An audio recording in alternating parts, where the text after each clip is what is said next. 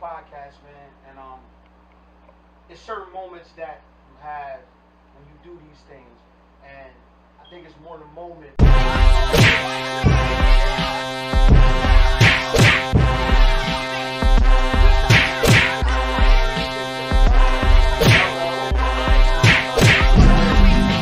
These guys came from Woodland, Delaware. Where were you from? Now, who's fighting right now? Who's fighting right now? Who's fighting right now? Who's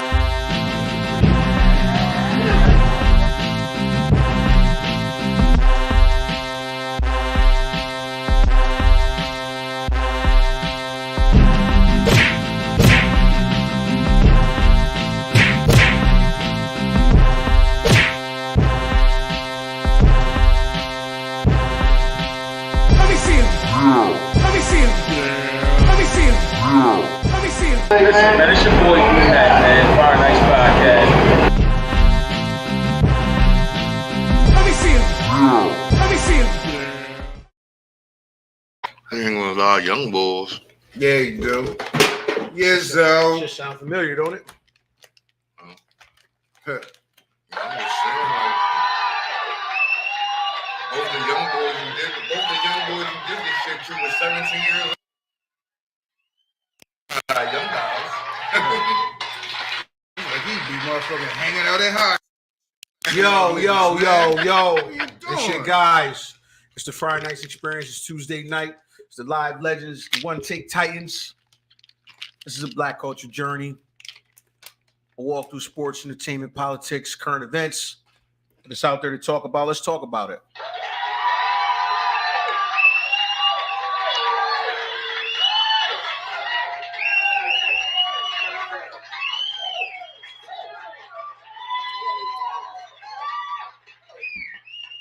I personally would like to start off by saying we miss y'all, man. We took a hiatus last week, unexpected, but we are back again. It's Coach P, Tuesday Night P, least favorite of your Tuesday night. I'm flanked by world esteem, world renowned, men you all know and love. To my right, your left. All kids wear Superman underoos.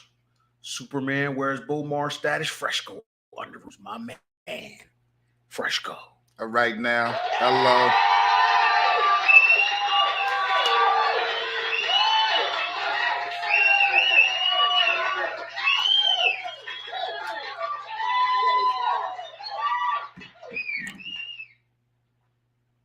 Inconspicuous by his absence right now. To my left, your right.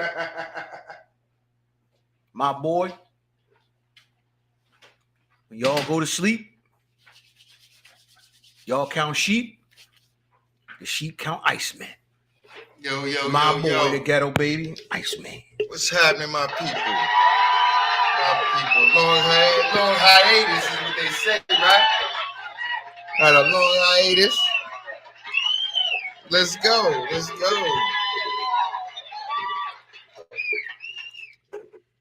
is your favorite Tuesday night guilty pleasure. We miss y'all. Sure did. Got a lot of shit to talk about, man. A lot of shit to talk about. A lot of shit happened in 2 weeks, so it's a lot to cover. A lot to go over. Pretty busy night. Let's get into it. First, I just want to ask this, just to keep everybody abreast of what you got there, man. You got a little chalice? Silver chalice, man. Oh, okay. Oh, What's going on here? he's man? going professional now, man. He's got a rig now. He's got a setup now. He's professional rig now, man. Like a mini chalice. Yeah, oh, shaking not stirred. Okay. Shaking not stirred. I heard that. Okay. I heard that, man. See what's going on here, man. Yeah, man, doing some things. You know, I ain't gonna ask you how you feeling. Fuck that. Ready to rock. How you man. feeling, bro? How you feeling? Feeling marvelous, man. You How know, marvelous are you feeling? I'm feeling so motherfucking marvelous for everybody out in Portland, out in Maine, all the way out to Barcelona, Spain. I want to give y'all a hello and a how are ya? Yeah. So, as usual, let's not stand on ceremony here, man. Fresh, what's got you on fire, bro?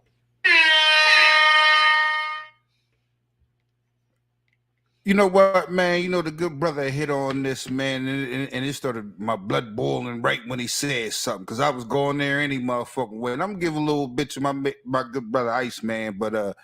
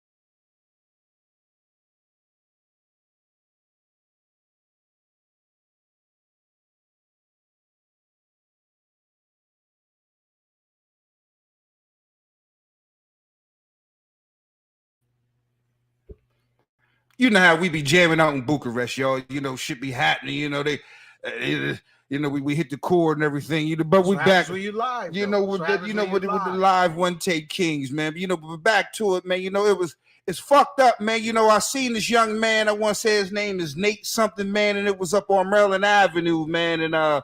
And they said that, you know, he was being staked out and being washed and all that kind of stuff, man. So they actually happened to knew he was at the motherfucking 7-Eleven.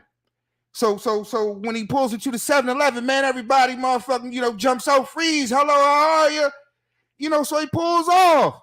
Man, the cop boom, boom, boom, boom, dumps on him, man, and kills the man. Now, from what I saw from the video, I'm like, they could have let my man go. Just like they they could have let Moses go. Just like they could have let some other people go. Like, you could have let that man go, man. He was backing out. You know, there's something called resisting arrest. He was resisting arrest. I don't know if that ends in a death sentence. You know, but before I pass it to my good brother, man, before I pass it to my motherfucking good brother, man, I want to show y'all a little something that we got going on, man. The good brother Hanif Salam, man, has something going on. The I Got Rights Challenge is going on right here, right now. And it's talking about this same very thing. Police brutality, police reform. We got motherfucking rights. And I want to show you a little something about where we come from and how we see it. Yeah, I got rights.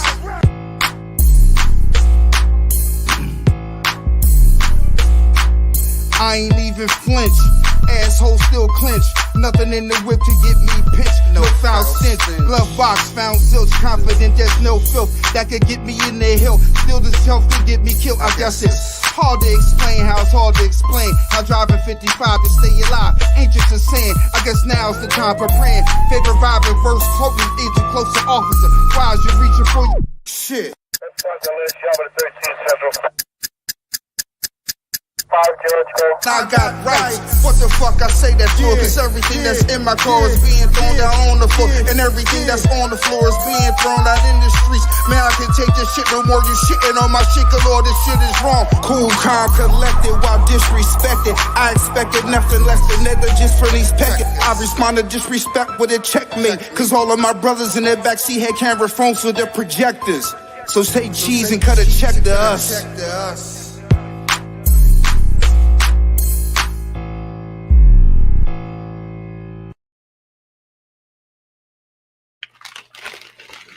So yeah, man. Before I let the good brother Iceman get on this, man, I want everybody to know out there, man, that these motherfucking cops, they can't be motherfucking using extreme motherfucking force and violence on people. You do have some motherfucking rights. There is something called resisting arrest, and you fleeing from the cops should not be a motherfucking death sentence.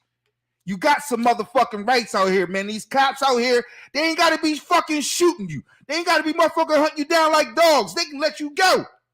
I remember a motherfucking CEO had told me, he said, yo, you motherfucking criminals are so motherfucking stupid. He said, why? He said, you got to outsmart me every day, and all we got to do is catch you once. And that rings in my head so motherfucking true. I'm like, damn, cousin, you could have let him go, and y'all locked him up another motherfucking day without somebody having to die. His motherfucking mama is blind, in a wheelchair, and she is devastated over her motherfucking son. And I ain't saying he was no saint, but I can tell you, man, all us sinners out here, man, we do not deserve death sentences, man. Ice, man, talk to him. Hey, man. It happens a lot. More than people think in your own community. You know what I'm saying? You know what I mean? All the times that we didn't have police shootings in Delaware, Wilmington, Newcastle, however you sit in, you know what I'm saying? People supposed to be doing what they do nationwide when they want to hop on everybody else's shootings. We had way more shootings than one would think. Man, we had, listen. And we're not even talking about per capita. Hey, man. All right. Oh. It's happening here. Don't think it's not. It's happening here at a prolific rate, and not just, from a per capita standpoint because we small. It's happening here at a national level rate where it's disturbing. Yeah, so that's why you have guys like Neef Salam walking around, man, and as passionate about having rights and this police reform thing, man. He's dead serious because it's a real thing. It's a real thing in our backyard, outside of our doors, right here. For all of our watchers, that we jamming in Bucharest, but at the end of the day, we got a base here, and it's happening here. So don't think that we too small for it to happen, because it's statistics, and we bring the stories to you on a consistent basis where it's happening here, just as it's just as prevalent here as it is anywhere else. I think I may have been a little naive, I guess, a couple weeks ago when I said, well, it ain't really happening here like that. And the good brother just brought it up, man. Like, nah, it is happening here like that per capita.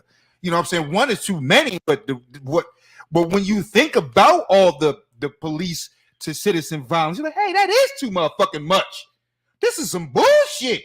They killing motherfuckers for real around here. You know what I'm saying? When you really think about it, like, oh shit. They are killing motherfuckers, shooting motherfuckers. And from what I'm saying in all these videos, I'm like, yo, you can let these people go. You ain't got to use extreme force. You don't have to do it. Don't have to do it, man. Oh, here you go, bro. Yeah. All right. So, with that being said, man, I had some tomfoolery and shenanigans, man, but I don't really feel like it coming off of that. Why not? Shit, why not? Why not, man? Lighten the mood a little. Why? Well, you lighten drive, the mood? you Lighten the mood? You All driving? right. You driving? You the coach? All right, lighten the mood. I didn't know if that would be, if niggas felt like they wanted to go that direction, man. Let's lighten the mood a little. Ah, man! Shout out to the Ox. Shout out to Nelly.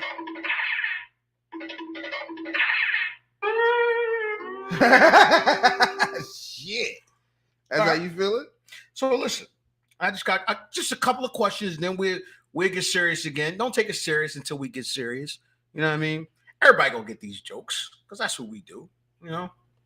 So I saw a story, and right now it's a big thing with women in the gym, calling out creepers, so to speak. Right? But I got a particular story that was pretty funny. I thought it was funny. And I even think that the victim was funny in this situation. The victim and the alleged victim. So in this particular story, there was a female that felt that she was being gawked at by a gentleman in the gym. Is that right? Yeah. So she goes to gym management. So get the point in the shoe. Yeah, you looking at him over there. Pointing, you know how to watching, get the pointing and shit, right? So my man over there doing his 1-2-1-2 sets, you know what I'm saying? Mm-hmm. So gym management walks over to him and says, hey, listen, the young lady feels uncomfortable. He said, what are you talking about? Well, she said, you're staring at her. He said, what do you mean I'm staring at her? I can't see anything. So he says, what do you mean you can't see anything? He says, I'm blind. What? I'm blind. What? Now, you would think that would be the end of it, right? Yeah. But wait, there's it more? should have been because he would go over there and explain to the woman, oh, ma'am, he's blind. The gym manager should have. But Mm-hmm. they felt now here's the kicker. The man literally said, I am blind, right? So Yeah. typically when you're blind, okay. So they said he was still she said, well, I don't care. And they was like, well, you're making her uncomfortable because you're staring at her. This is after he said that I'm blind. Right. If you know any blind people, Yeah. I mean, it's a stare, but it's not necessarily a stare, more just a fixed gaze. Like they're not looking at you. It just happens to be where they're hit. They're not staring at anything.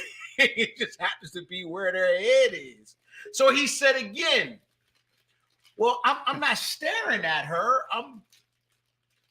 I'm blind. I can't see anything. Again, the focus was, so the focus was more or less on making this blind man turn his head in another direction, where for all intents and purposes he could be quote unquote staring at somebody else. I think they didn't cross the line, man. What the fuck, man? Like where are we now, man, with this shit, man? Like, come on, man. I think these motherfuckers have crossed the line with he can't, ma'am. He's blind, and if we can prove he's blind, he cannot see you. So him pointing in your direction, okay, does not warrant. He can't stare at you, so fuck you should proving not that feel you're blind. If you're a member of that goddamn gym and you're blind, man, I'm pretty sure there's some record on file that says that you are seeing impaired. I'll sue they asses. I will sue they asses, nigga. That's a couple $100,000 for harassment or some shit. I'm suing. I literally told you niggas I was blind. And y'all still trying to make me like. Show me what y'all gonna put me in the corner now? Right. So I can look at all like in the you know corner. what I mean? Yeah. that's discrimination. You can't put me in the corner just like you can't put nobody else in the corner just because I can't see I'm in a motherfucking corner. You can't put me in a goddamn corner. I'm not staring at. Listen, this is where my head is. I don't listen. I could literally be looking at an elephant's asshole. I don't know. I ain't getting no enjoyment out of this. You know what, man? You could be a 700-pound woman, and it wouldn't make me no difference. I'm blind. I'm blind. Can I get this in my life? Moving on. I got a question for us black people. And I was walking through the store one day, and I'm guilty of this myself, and I want to know this question. Why don't we always grab the first thing on the shelf or the first thing in line? Is it just a habit of black people to just push the first one to the side and grab the second one, or grab the one in the back, the last one? Well, Do you do that? I put it like this: if there's choices there, I try to grab one in the middle, not the first one, not the last one in the middle somewhere. I do. You know what I'm saying? Depending on how they laid out or whatever. But if it's You ain't grabbing that first one though. If it's a beer and they in a line, you know, in a like a liquor store or something, I'm grabbing that first motherfucking beer. But You're the only nigga on the planet grab the first beer or the first. nah, thing in the line. everybody. Well, I ain't say everybody, but I know a lot of motherfuckers grabbing that first motherfucking King Cobra. King Cobra. Who the fuck is that? You drinking King Cobra? I ain't That's a had gross King. exaggeration. Bro. Yeah, that's yeah. Take that back. We don't drink. But those I are want a certain- disclaimer that the Fire Nights experience does not drink King Cobra. Okay, the Fire Nights experience does not drink King Cobra. If you know where to get King Cobras at, we don't know where to get them at. We do not drink King Cobra. That was an extreme, gross exaggeration by Fresh. Okay, Nah, 'Cause I but do not want you to characterize us as Nah. drinking King Cobras. Nah, but those are the kind of beers that's in the single johns. But you got your deuces in your 40s, and you know what I'm saying. So those are in a single as well. You know what I'm saying. You're not lifting over and getting it. I'm not getting the second one because you got to put the first one back. You know how they slide down. You got to put the first one back. So I'm like, nah, I'm not doing your job. Grab this first one. It's cold. I'm out. But I tell you what, though, I don't never really, if it's something, say like Honey Buns or something like that. Oh, nah, I don't grab the first one out that box. Somebody got to taste these motherfuckers before I know. Somebody got to taste these motherfuckers. Yeah, somebody got me to crash. yeah, man. And some of those I will kind of. I ain't gonna say I ain't gonna dig. I ain't gonna grab that first one up at the top. Nah, give me that one down the bottom or something. I'm always grabbing the back when I caught myself. And it was a case study. I just wanted to consciously see if that was something that I do too, and I do. I grab like some shit in the back. Yeah, like if I'm getting all right. So you go in the store and you grabbing a shirt, right? I'm gonna sift through and I'm gonna find my size, and then I'm gonna keep going until I find the next my size. Compare them to each other. I Huh? don't know why. It's just I don't know. I just do it. Well, a lot of times with clothing, you might gotta find 2 or 3 of them. You feel what I'm saying? You're like, that one ain't the right color or whatever, you know, or this one wasn't the right size. So you might gotta find 2 or 3 in your right size, you know, so they can actually fit or whatever, you know. So I can kind of get that, like, let me see. Okay. Yeah. So I had a little vacation. And it got me thinking, you know, I had a rough night over there. And it got me thinking, what's the roughest night you ever had?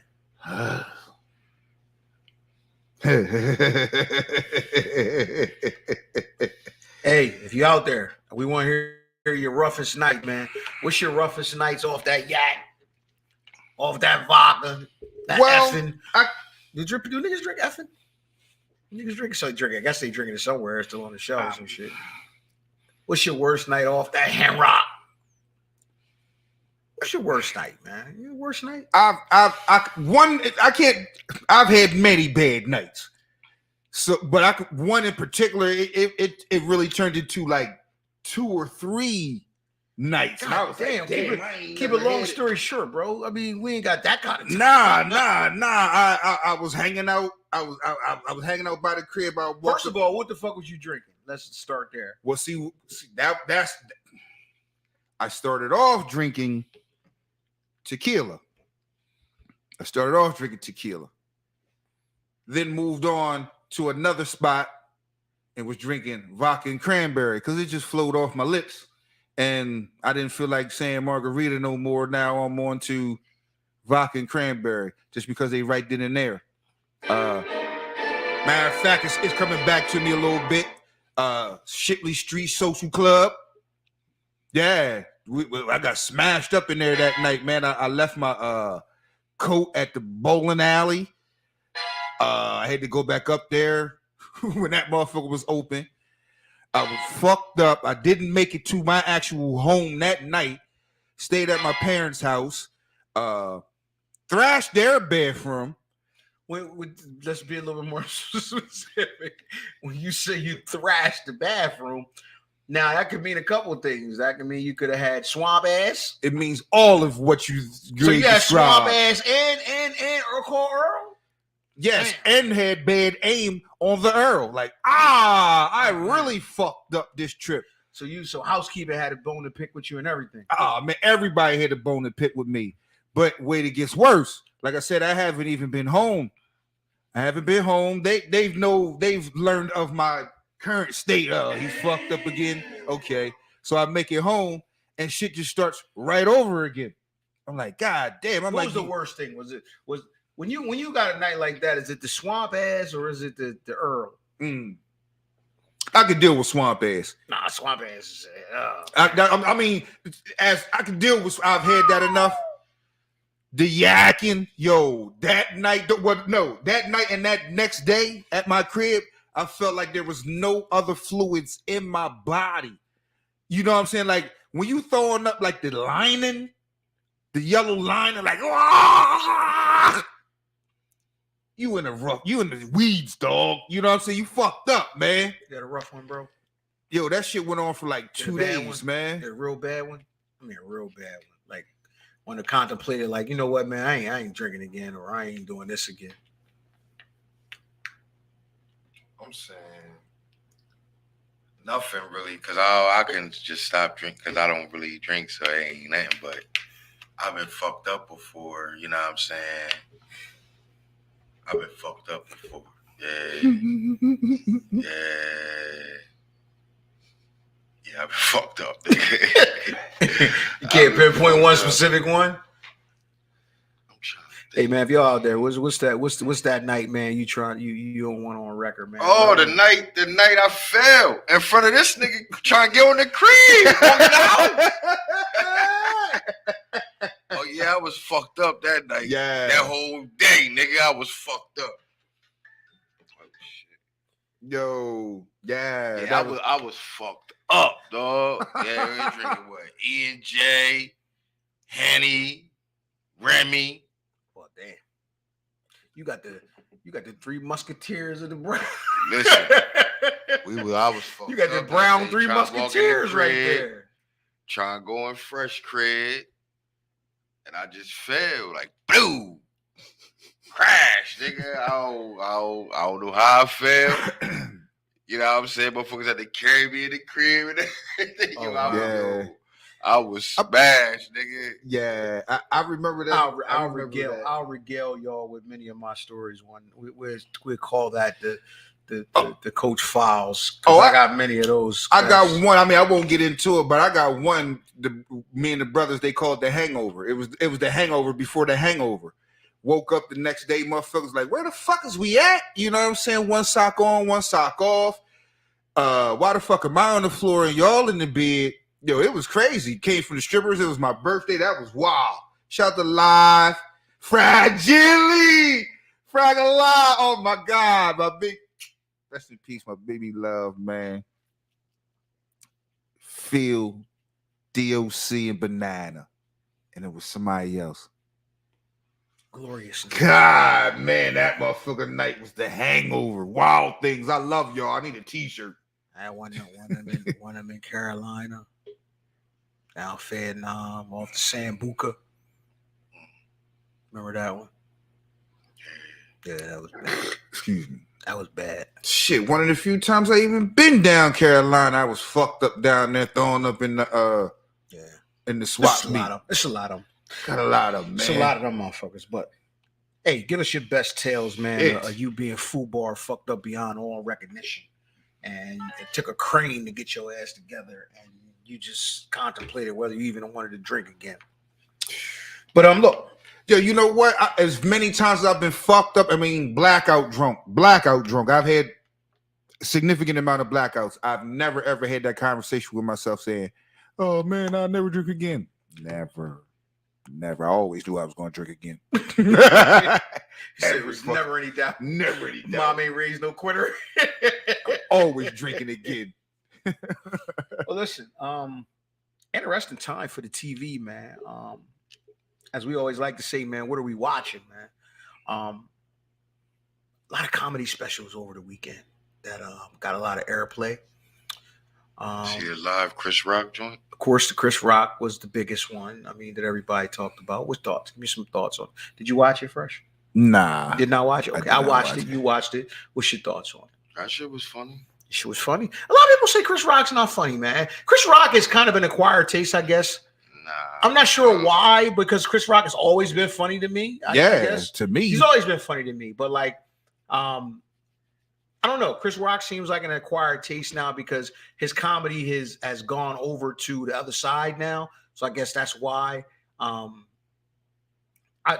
think Chris Rock is hilarious. He only and I guess the thing is, Chris Rock hasn't been on too many things, quote unquote, urban in a minute because Chris Rock cashed out. You know, he Kevin Harted that thing. He cashed out long time ago. He was the when you original say Kevin that, that's Hart. funny though, because the comedians that's urban, motherfuckers don't, when they do shit, motherfuckers don't even fuck with them. Y'all like the Kevin Harts, the big time comedians who cross over. So that's Niggas turned on Kevin Hart. Niggas said Kevin Hart not funny no more. because he turned over. So Now we I don't know. like you no more. You ain't for us no more. So I we're gonna like Listen, the I next fuck with Kevin Hart heavy. up and coming, hole in the wall comedian until he make it, and now we don't like him no more. I watched a couple joints this weekend. Man. The Chris Rock John, of course, goes without saying. To me, it was funny, and I think he made like 40 million off that thing. Right? Wow. They made like 40 million. Man. He's a bitch. He's And- a bitch. And he gave only. He's a bitch. He had a hard 7 minutes for the That's what he Smith said plan. about- He's a bitch. He gave a hard 7 I'm minutes. cool to with the Smith spoilers, plan. man. You can elaborate on what Well, what he hit on about that. I mean, he talked a lot about his daughter and bringing up his daughter, yada yada yada, you know, that sort of thing. It was classic Chris Rock. And then, like the last 7 minutes, he went in on the Smiths, and ultimately, you know, basically He's saying, a bitch. you know, he kind of dropped the mic on why he didn't do anything. You know, it was kind of like, you know, my mama told me He said, don't fight in front of white people. My mama told me don't never act out in front of white Never people. act in front of white people. Don't fight, you know, that kind That's of thing. fair. That's fair. And it was good comedy. Is it a great stand-up special? Nah, No, but I think it was funny. It was funny. It's Yeah, definitely it was worth a funny. watch. Definitely. I watched Marlon Wayans shit on HBO Max. Now, before you go any further, now is it? This is what I caught. They said his whole set was about Will and Jada. It is. His whole, what is it? I guess an hour. Will and Hour and a Jada. half. Marlon Wayans. Might Will be and an hour and a Jada. I ain't see that. Maybe an hour and a half. It is. Marlon going on him. Nigga. Listen, That's what they said. His whole show is about Will and Jada. And just that shit. son. Listen to me. Listen to me. I'm gonna say this. Yo, Chris Rock did say that the funny shit though. When he was like, yo, we all been in some bullshit relationships and shit. He's like, we all been cheated on. Oh yeah. He's like a we ain't mother, never- but a motherfucker that cheated on us ain't never He said, interviewed we us. ain't never had the motherfucking shit on this interview you. Like I sucked that nigga dick, baby. How you feel?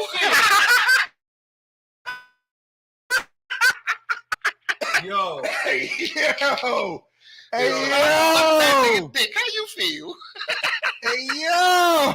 that's that little, because mind you, to set the stage, Chris did an hour and 15 minutes, maybe an hour 20. He only gave them 7 Yeah, minutes. they gave him like So- 10 and it's at the very end. So if you're expecting to turn the TV on and see it, no, it's at the very end. It's not about them. Marlon Wayans shit is a whole hour and a half. I'm trashing y'all. No, and it's both of them, and but the way he does it is fucking nigga. It's gut busting comedy. Get nigga. out of here. Get out Yeah. of here. Yeah, Marlon Wayans is funny, man. Yeah, it's gut busting comedy. Get out of here, man. It is gut busting comedy. I'm telling you. I I got was watching the Wayans brothers the other day. Yeah. That nigga Oh, I said, watch it all the time. that nigga said, did you tell her what I told you to told her? I said, yo. Because basically what it is Marlon Wayans has an intimate relationship with all of the parties involved, literally, right? Okay. I he's believe that. extremely good friends with Chris Rock because he says that Dane Wayne, he said Keenan gave the role of the rib guy to Chris Rock. That was his role, but he was at school. And Keenan said, well, Marlon, I mean, you know, I can't wait for you. I gotta get this. I got a schedule to keep. So he said, I got this young, hot, up and coming comedian. I might just give it to him. And at the time, Marlon might have been like 15 or 16. Right. So the rib guy was supposed to be Marlon's role. The So fuck out of he here. gave it to Chris Rock. And then as a young comedian in the House of Blues out in California, if I'm not mistaken, he was doing stand-up, right? And he said he was bombing. And all of a sudden, he got this spot-on Chris Rock performance. Chris Rock walks in, and he's like, he knows it's him, and he does the voice and shit. He's like, no, the fuck? He says, nigga, that's a lot funnier than you, nigga. he said, so Chris Rock proceeds to sit in the front row, right in front of the stage, and heckle me and my motherfucking stand-up. He said, man, heckle me so bad that I stopped doing stand-up for 30 years. So it goes on from there, and it's like this long montage about, you know, how he meets Jada Pinkett, and they the same age. And Jada Pinkett is just this beautiful flower and shit. Yo, the funny shit is, he said, man, I walked into the room, man, and I was, and he said, man, god damn it, that is the most beautiful little boy I ever seen. He said, man, because you know she ain't got no titties and no ass. He said she just really, really, really, really pretty. So he said, you know, he had a crush on Jada. He said one day he walks into the house and she says, today's a big day, you know what I mean? And the way she phrases it kind of to him, got him thinking he gonna get some pussy that day. And he walks into the house and Will is on the couch. And he does his Will Smith impression and shit. And, you know what I mean, basically talks about, you know what I mean, Will's really the first black nigga to save the planet in movies. Like, he said, now motherfuckers to save the city. He said, Eddie Murphy saved L.A., you know what I mean, in Beverly Hills Cop. But ain't no niggas ever saved the world. He said, Will Smith was the first nigga on your TV to save the world. So, you know, it goes into a long ride. But he said, man, because the thing is called God Loves Me, right? And he said, ever since then, he was looking like it, because the way it goes on, it's like he's looking for payback for Chris Rock.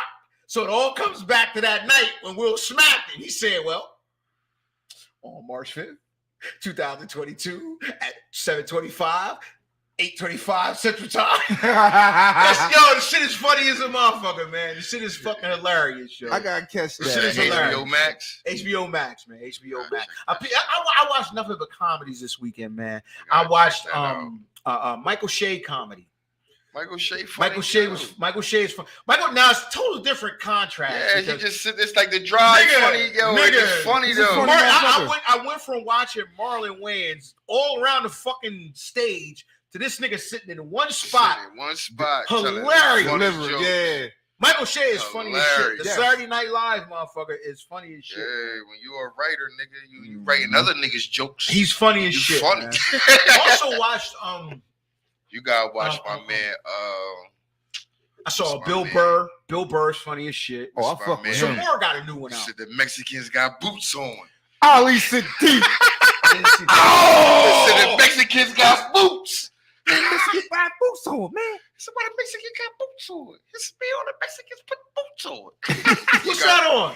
Oh, Comedy Central, I think. I got a whole stand up now. Yo. The Domino Effect. Yo. Oh, man, the Domino. Oh, my It's God. some funny shit. Ali Sadiq, man. Ali Listen. It's some really funny Listen, shit. that's one of the funniest jokes I ever heard in my life. Mexican got boots on. The Mexicans got boots on, nigga. He talking It's about so when he funny. was in jail, nigga. The Mexicans got I know boots you can on. look it up right now. You know how they take somebody's joke and they tell them the joke, but they animate it. Yeah. Yeah. On Mexican- social media and shit. Mexican got boots on. That shit Yeah, is funny as a Mexicans mother. got Ali boots, Sadiq, nigga. yo, he's a funny motherfucker. Yo, this motherfucker told, I ain't gonna say, he was telling the story about how he got a grudge. He said, I know I'm a motherfucker hold grudges. This motherfucker beat a motherfucker up for like 30 years of his life. Only like 2 or 3 times. The first time, dude got him. But the second and third and fourth time, he was like, yo, the first time he got him, he just beat him up. Second time, first time. Second time, he just beat him up. He was in the joint, beat him up. Third time, he was in the street, beat him up. Fourth time, the man was like 70 years old on a walker. He was like, I see this thing in the motherfucking grocery store. He said, he got to walk. He said, I walked him. He said, look, motherfucker. Yo, that nigga funny. Ali Ali Sadiq. Okay. Well, I that watched some shit one night, man. the domino effect. I was up like 3 a.m, man. I was watching some shit, and it was a gay nigga. I forgot what's the fuck is the nigga name, man. The shit was funny as a motherfucker. He was one of them like sit in the same spot comic, real serious, and he was talking about coming out and shit. But he was a young black nigga. The shit was funny as a motherfucker. I gotta find the name of that shit because that shit was fucking hilarious, yo. That shit was hilarious. Damn, There's some funny shit out there, man. But yo, I'm gonna tell you something. I'm gonna tell you something that I did get a chance to watch. I'm listening. You ever see the Four Kings? No. You know what the Four Kings is? Nah. It is a documentary that highlights the Roberto Duran, Sugar Ray Leonard, Marvin Hagler, and Tommy Hearns era of boxing, and you know how they coming off of Muhammad Ali. I don't know how the fuck I missed that. I love Tommy Hearns is one of my. I mean, I love all four of them motherfuckers. If you are a boxing motherfucker and you came up in that particular time like we did, it's 4 parts, and each is like it's a series. It's 4 parts. It's an hour and a half. What I missed? Four Kings. King. What's the what Durant, Roberto Duran, Sugar Ray Leonard. It's about the era. It's about that. I think I've seen that. I seen that before. Listen, and I'm gonna tell you how I saw it. It's Hagler and Hagler and Hearns. I seen it, bro. Yeah. If you're a boxing enthusiast, which I'm not, but I appreciate the combat sport. This shit was beautiful. You're not a boxing enthusiast? 4 parts. You don't like boxing? Not no more. You know, I'm a UFC guy. Not no more. I'm saying I understand that, but I mean, don't get me wrong. I'm more surface level. I'm more surface level boxing. Right. You there for the? You there for the? You know what I mean? And I but here's the crazy thing. I think that they got the potentiality in a certain division, which we talked about like 2 months ago, to be able to do what. If you see this joint, you'll be like, man.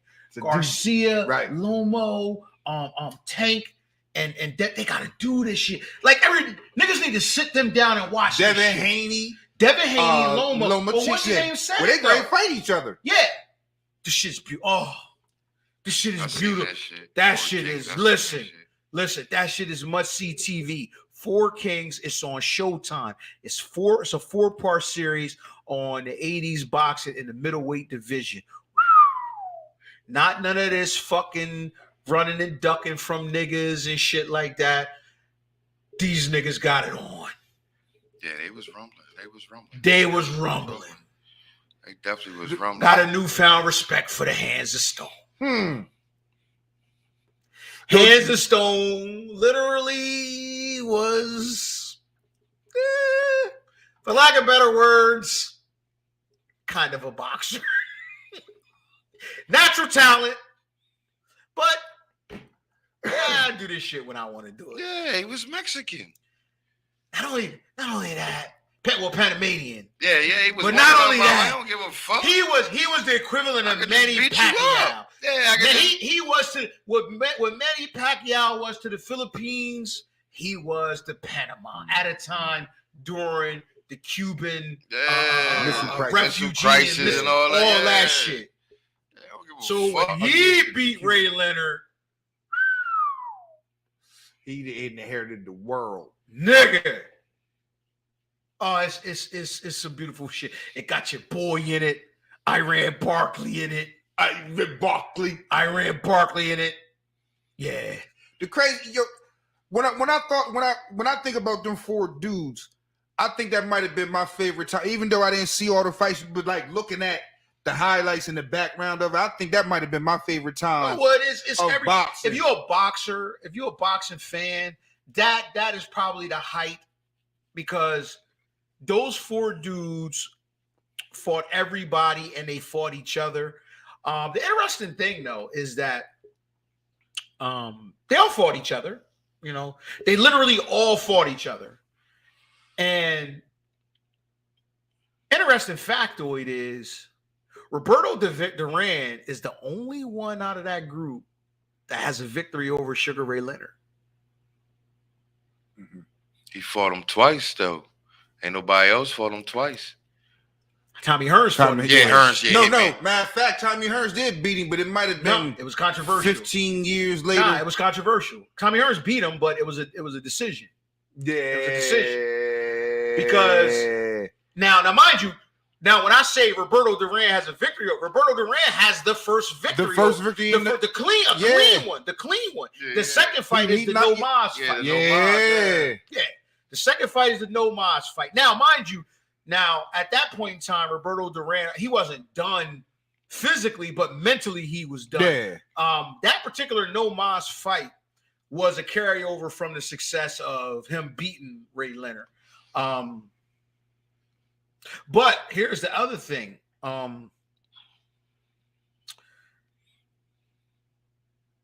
Tommy Hearns has the only knockout victory over Roberto Duran. They all fought. He has the only knockout victory over Roberto Duran. What, like knockout? Knocked him the fuck I out. was gonna say, Well, I TKO was was a a- knockout. One of the greatest 3 rounds of boxing ever. Nah, I'm Tommy talking about- Hearns and I'm talking Marvin Hagler. He he's knocked the him out He's that the only fight. one. He was the only one to knock out Roberto Duran. Everybody fought Roberto Duran, but he was the only one to One knock knocked out Roberto Duran. He The only one to punished- knock out Roberto Duran. He punished Roberto Yeah, Duran, man. they could have fought that fight 8 or 9 times straight, and that was just a bad styles clash. He punished Yeah, he that fucked man. that man up bad. Yo, and the first fight, if it didn't go 15 rounds like the Gladiators, like he actually beat Ray Leonard out, but Yeah, he had Ray Leonard beat. had him beat. He had Ray Leonard beat. But it ain't 12, it's 15. Yeah, he had Ray Leonard beat. He had Ray The Leonard Motor beat. City Cobra.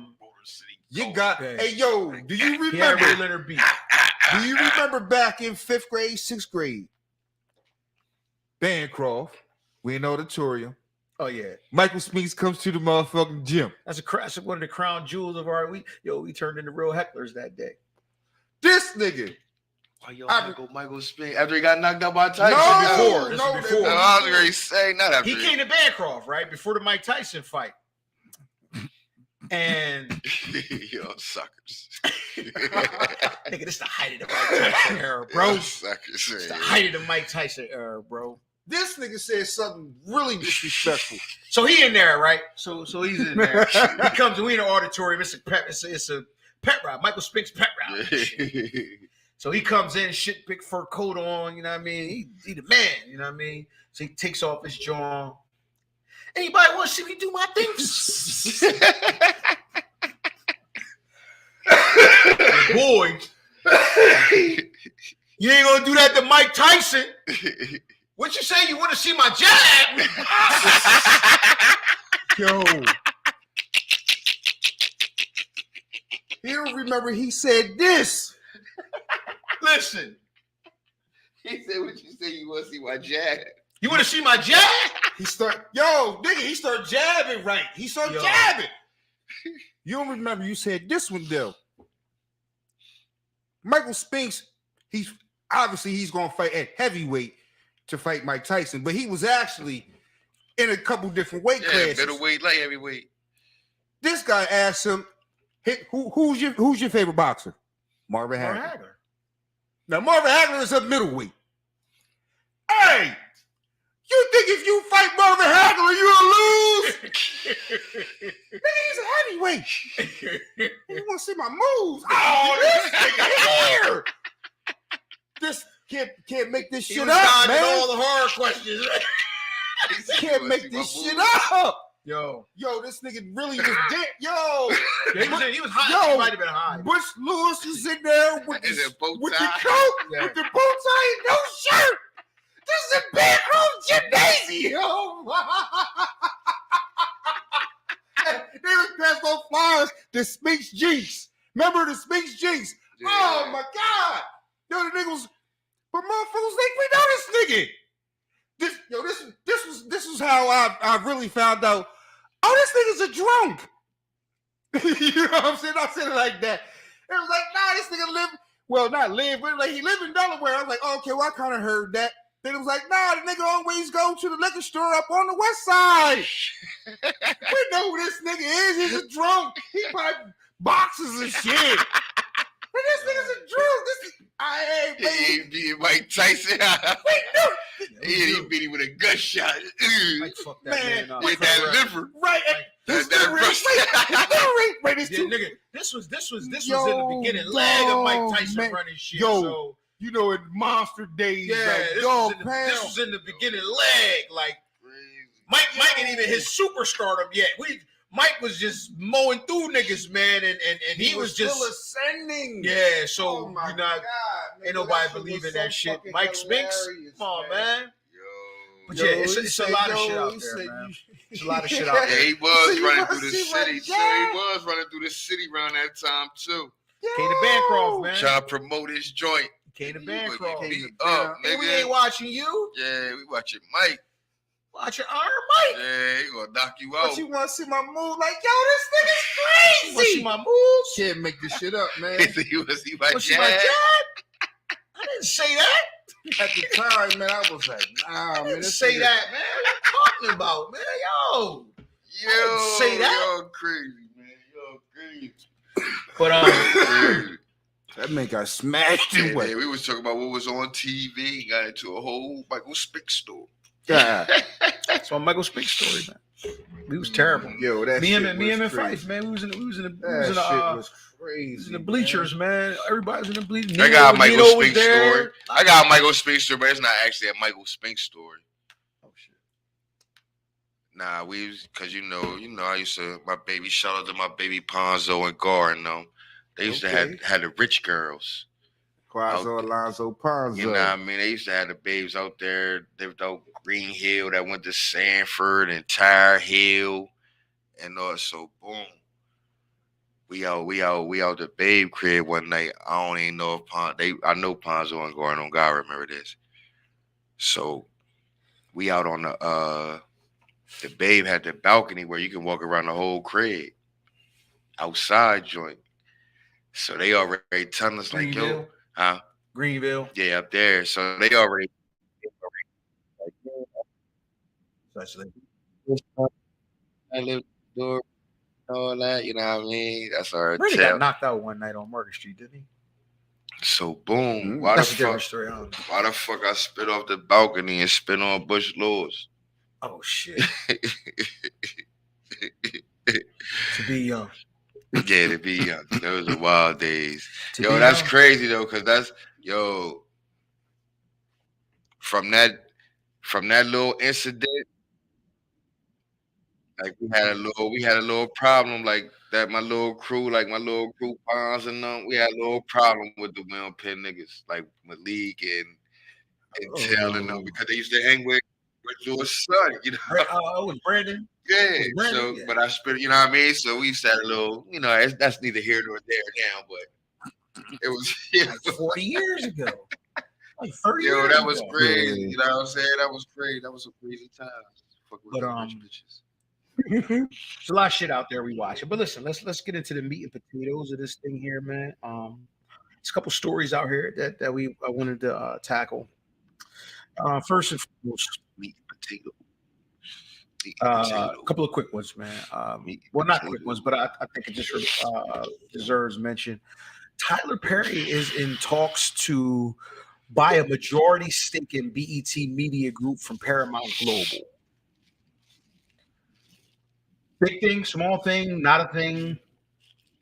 I'm saying it's a big thing for us black because we know who own them, Viacom. Who own BET? Viacom is the Yeah. parent company which owns BT, VH1. Yeah. But so he MTV, buying a stake in that. MTV, He buying a yeah. stake in that. But It's big because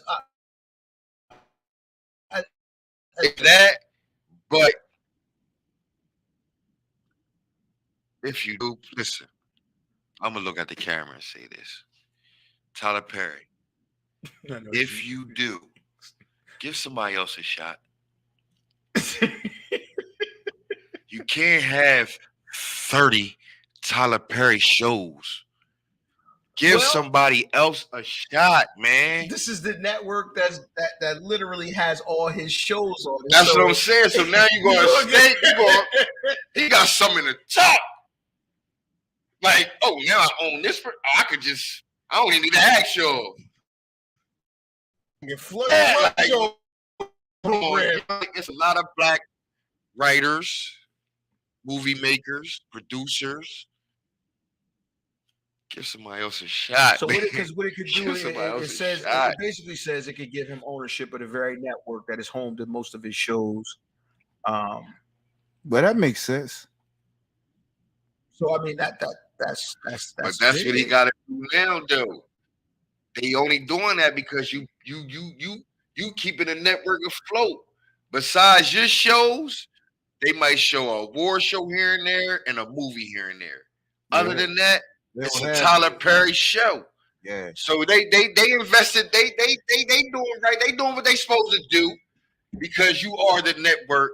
But now that you getting a nice percentage of the network, give some other niggas a shot of making shows and movies. Hey, yo, I have never seen in my life one person or one entity fire off so many motherfuckers. Listen, Man got so many listen. shows, dog. Listen, I'm Well, not. he got a stake. He's a big investor in BET Plus, which houses a lot of his shows. I'm not saying it's impossible. That's the streaming platform. You BET can't. Plus. I'm not saying it's impossible. I'm not saying that's impossible. But at the end of every show, nigga, you see written, directed by Tyler, created by Tyler Perry. Not saying it can't be done. Not saying all this ain't in your head. It can't be done. Prolific. Like, I mean, honestly, I said this guy is lying. He's lying.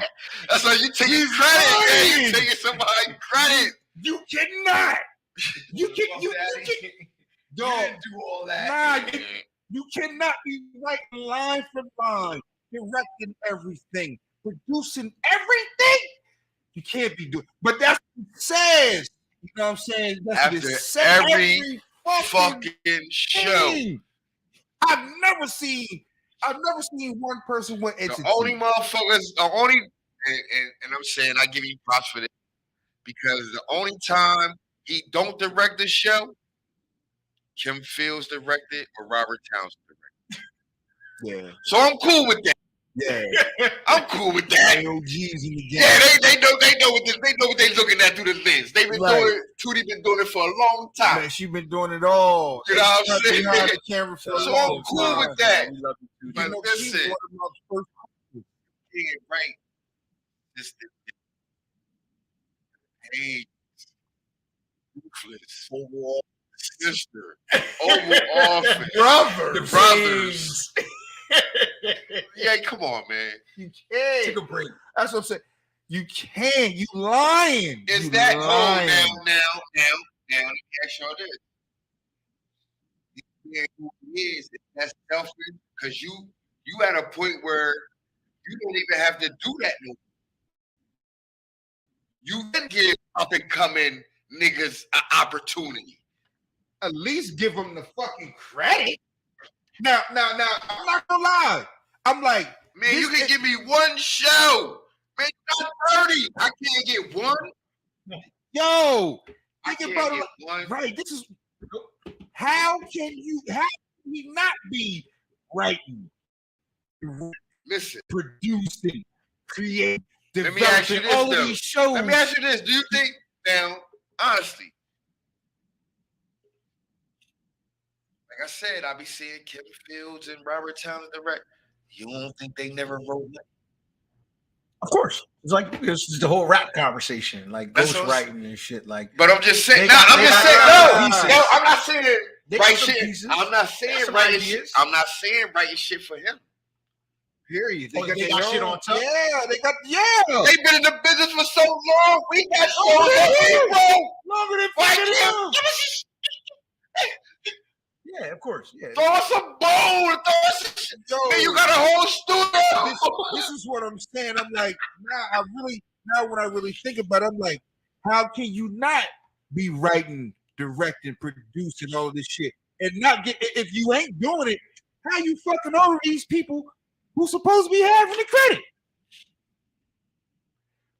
You feel what I'm saying? How you like, yo, you say you this and that, like Now, don't get me wrong. Don't get me wrong.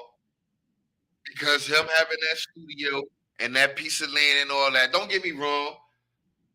Robert Townsend and Kim Fields probably doing their own shit at his studio. No I hope affiliation. they to- are. I hope they That's are. what I said. I don't know. You know what I It just mean? hasn't come to fruition yet. Yeah, nah, just try doing their own shit. That's going to wherever they doing their shit, but they got a place they can do it. You know what I'm saying?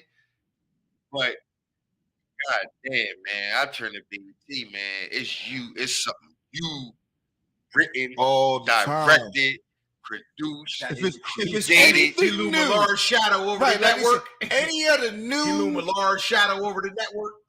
he is the network. He Well, he's literally and he's Listen, trying dog. to take it shows, further. original Dog. shows. He is the only person Go I've look, seen. go look. Listen. This is what I'm gonna tell you. That nigga's out or he's stealing. Go look and see how many episodes each show has. The Oval ahead. Let me see the crack. Listen, All right, so crack research. do the crack research. Go look at how many episodes each season for a show. That's easy. Crack research stab is on. Go look at how many episodes the Oval had for just one season. Go look at how many Sisters have and Ruthless had for just one So- season.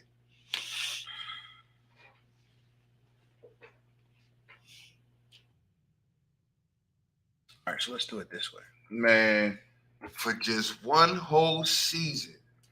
Look how many episodes they got. man, they got like man, yo, Crack research stab. yo, Tyler Listen, Perry don't Wow. play, man. I got that's every show. Tyler 20 Perry. to 25. Yo, that's what I'm looking at. 25 yo, every episodes a season. Yo, the thing is, Boy. yo, he got it. You like they call it syndication. All his shows, they already hundreds of episodes deep. When they stop going, you know, what they say, up to date and going to syndication, it's going to just start all over, and the money just going to flip right over from being live to being in Yo. syndication. Probably Whoa, on BET. That's that. What you say? So Sisters, season 1 was 9 episodes, but damn, they took a jump. Crazy. That joint went to like 20 episodes, season 2. 20 episodes, yeah, they took a big jump. That's what I'm saying. I'm looking All at of them do. They took a big All jump. of them. He don't Ruthless, play, man. Oval, Man, you don't play no game, yo. It be episodes. 25, 20, Yo, this guy is 20 an animal, or better. man. is 20 or better every show. How are you writing all of this shit? I know you have staff writers, but I know you give them credit, but you coming up with every idea, every camera angle on every. 12, Come 12, on, man. 12. This guy's What's the that? Don Gaga. Ruthless. Ruthless seems to be a bit regular. Ruthless is a bit regular. So they The got Oval. So it's It's gonna go to like 22. I'm telling you, Ruthless probably was. So speaking of which, you know, writing and black writers and black cinema, man, I think it's important that we realize a landmark show. It's an anniversary of probably one of my favorite movies of all time, man, just because of how poignant it was, man, when it came out. Get Out was released 6 years ago, man. Within the past, the anniversary was a couple of weeks ago, man.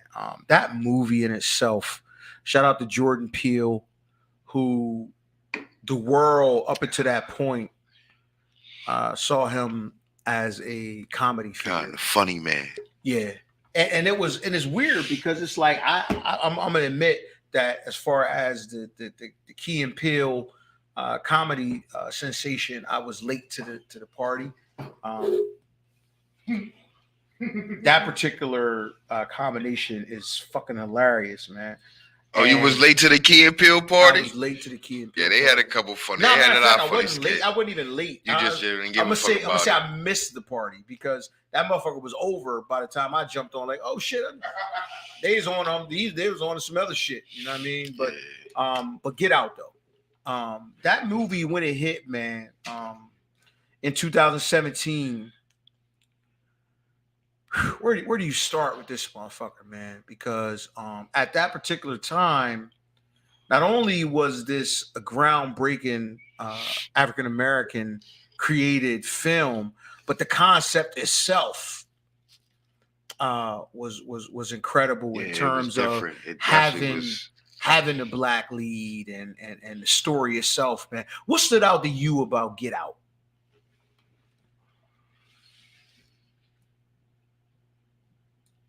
Man, what really. Well, just for some context. It just was because this was a Sundance Film Festival film that premiered 2017 at the Sundance Film Festival. So it started there. I just like movies where I just don't know what's going to happen. You know what I'm saying? Most movies are just predictable. You know what they're going to say sometimes. You know what they're going to do. It's just predictable. That's a movie that just wasn't Because like for 45 minutes, I was you didn't know what it was. What the fuck is going on? Yeah, you didn't know what was like. All right, get out. All right. Yeah, for 40, because like for 45 minutes, I was lost. It was like literally like this in the movie theater, like, yo, what the it's fuck just a movie. Like, it's just going a movie. on with this shit, Yeah. man? What stood out to you about Get Out, man? Like I said, just to reiterate, you know, the movie came out in 2017 as a psychological horror film. It started out as a Sundance Film Festival movie in early 2017, right? So that's where that movie came from. It wasn't like a blockbuster. It was a Sundance Film Festival. Yeah. So what stuck out to you about that movie, man? Well, when I heard of Get Out, I thought of it as a scary movie before I saw it. What I appreciated and what stood out to me about the movie was it was more on a psychological. I love a psychological, right? thriller. You know what I'm saying? This was more like it wasn't a horror film. This was like it's only so many times you can see people slashed up, cut up, gore and all that. So we're just talking about the regular. Every day, yeah, we grew up on we slashed the flick bread. So that was, we valedictorians on slash flicks. Right, that was definitely something. That was definitely nice to see a different perspective on a horror flick, and to have. Was this a horror flick? Because to me, it was definitely a horror flick. It was a horror flick. Yeah, it was a horror flick. It was a horror flick. But just as much, it had a psychological edge to it. And to me, anything fuck with your brain like that is hard. This was right.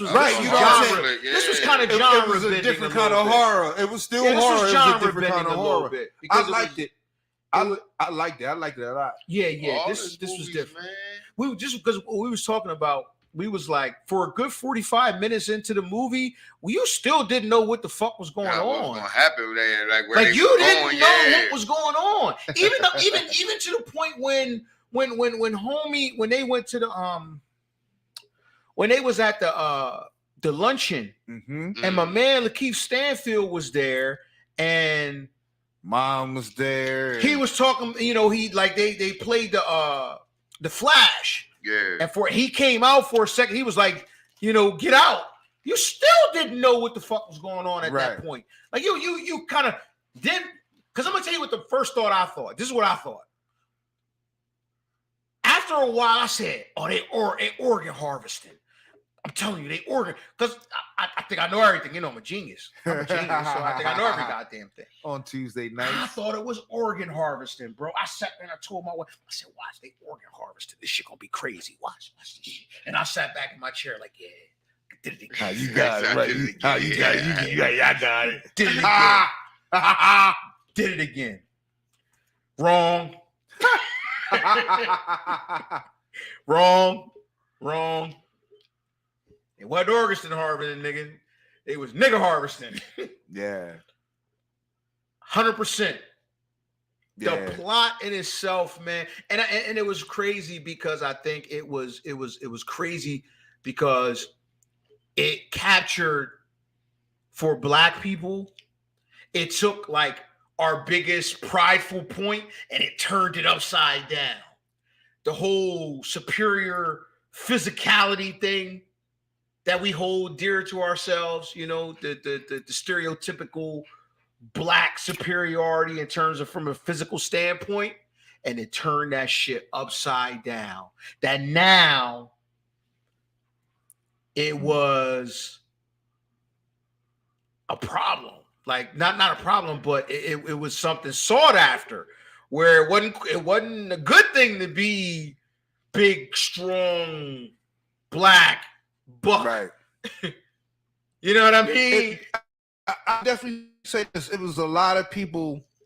It was a significant amount of people that I was in contact with that felt some type of way about that part of the black depiction. Like, why they made us with the bodies and I was like, I don't get into all that, man.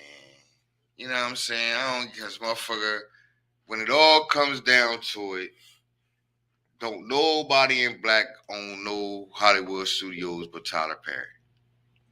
So any movie that come out depicting anything like that, if it ain't Tyler Perry, motherfuckers should be boycotting all of it if it's like that. You know what I'm saying? And motherfuckers don't. You know what I'm saying? You pick and choose.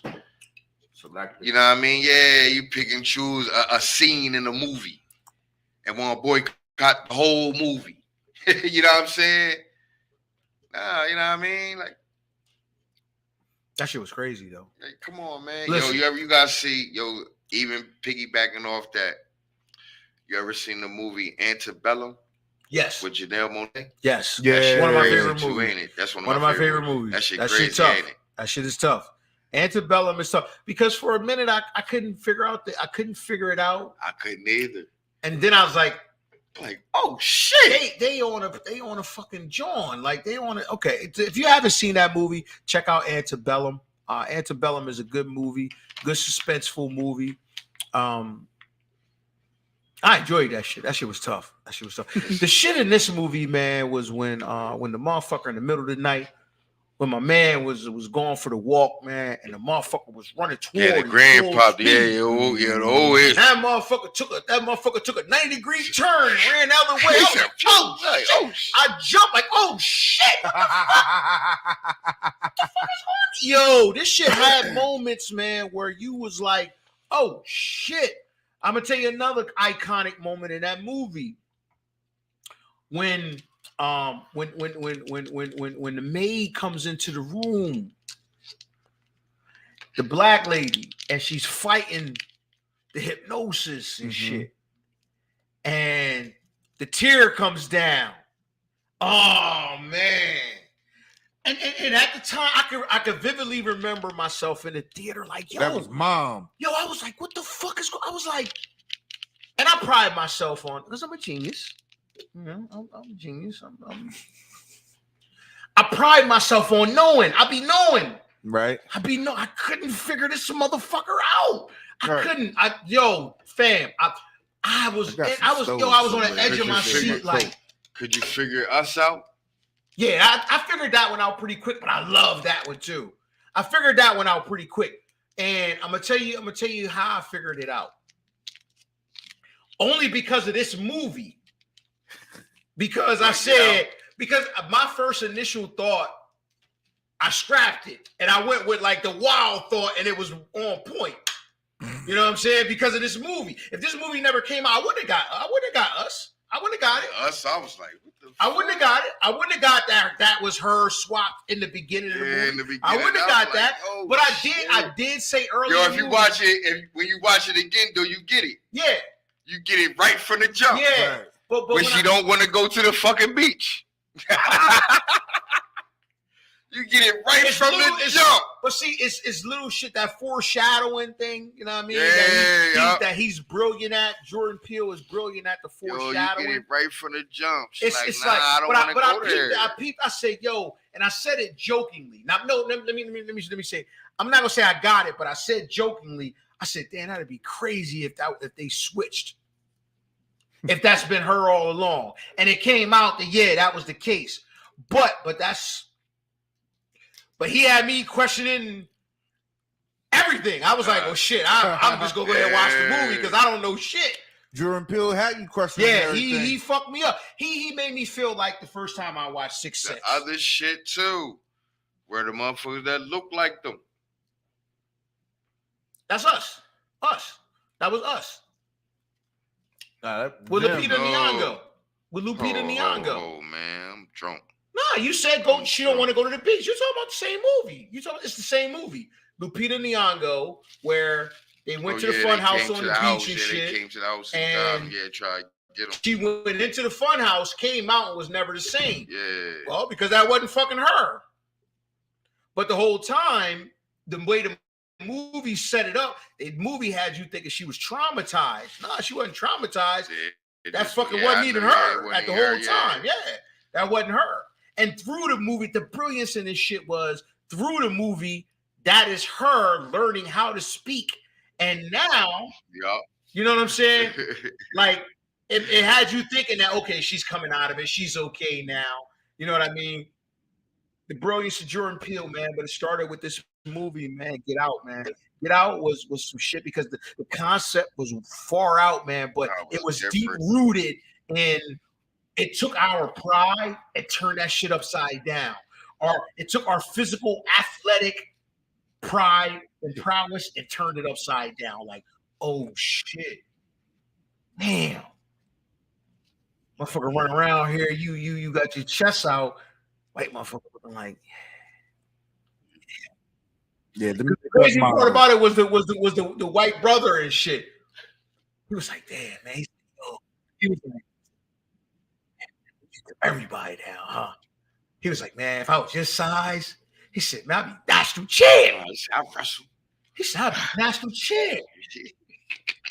This nigga wasn't even a wrestler, though. Homeboy, he wasn't nothing. He was a photographer. Right. And then when you look back, like you said, you look back at little shit, the brilliance of the movie about how he told the story about his father, the white father, competing in the Olympics and coming up short against Jesse Owens and never getting over it. Right. And then you look back like, damn, this motherfucker was running like a motherfucker all night long in his body. Happy as shit, like, nigga, watch me, boy, fast as shit, boy. That's the first thing. Like, I can beat you down, nigga. I can beat you down, nigga. If you're familiar with it, you know that means fast as shit, boy. Watch me, boy, fast as shit, boy. That's the first thing popping in my head every time I watch them scenes and Get Out. I think of the internet meme, fast as fuck, boy. But yo, man, shout out to the movie Get Out, man. Jordan Poole. But check this out, man. Jordan Peele. Yeah, Jordan Peele. not to be confused with the light skin, with one of the light skin Golden State niggas. Sorry, my bad. Jordan Peele, man, my bad. Yeah, we kind of saucy. So listen, I want to talk about a developing story that wasn't on the agenda, man. I threw this on last minute, man, because it's very prominent, man. This is extremely recent, within like the last day or so. 4 U.S. citizens were kidnapped by gunmen in Mexico, man, in a case of what they're saying is mistaken identity. And that's what the U.S. officials say. Ultimately, what happened here is, and I'm going to read this out, per the report, 2 South Carolina families have identified the 4 U.S. citizens who were assaulted and kidnapped by gunmen in northeastern Mexico on Friday, and what a U.S. official with knowledge of the investigation tells CNN was a case of mistaken identity. Family members told CNN that Latavia Tay Washington McGee went to Mexico for a medical procedure and was accompanied by Zindell Brown, Shai Woodard, and a man they identified as Eric, according to McGee's mother and Brown's sister. Now, that's important. Eric, the only person they don't know, huh? The Americans are believed to have been targeted by mistake and were not the intended victims, the official said. Investigators believe a Mexican cartel likely mistook them for Haitian drug smugglers, the official said. Adding, investigators have not identified any concerning criminal history on the part of the Americans. Now, remember, maybe 3 episodes ago, right? We Mhm. mentioned the heightened unrest in Mexico regarding the resorts and all that. Al shit. Chapo Yeah, Jr.'s yeah, extradition. Yeah, man. And the fact that what was going on over there was that it was just utter chaos. They were firing at civilian planes. Cubs on his way too.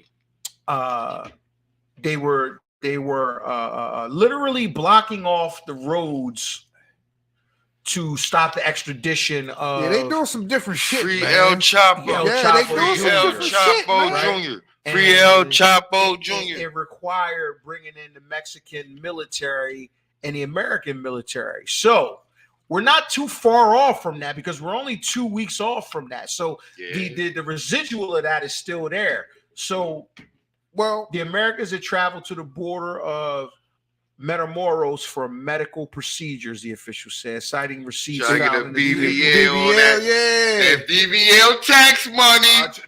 Yes. My man Fresh told her. He I told her. tried to He told you. So, He but told here it is. you. So Come here it on, is. So man. Gotta watch Fire and Nice. You would have knew. You'd have known. the incident I tried highlights to told the you when I ongoing told you. violence. I said, did you tell him what I told you to when I told him? told you? Yeah. What the fuck, my Did I man? tell you? Here's Did a- you tell here's him a- what I here's the told you schedule to of told me? events.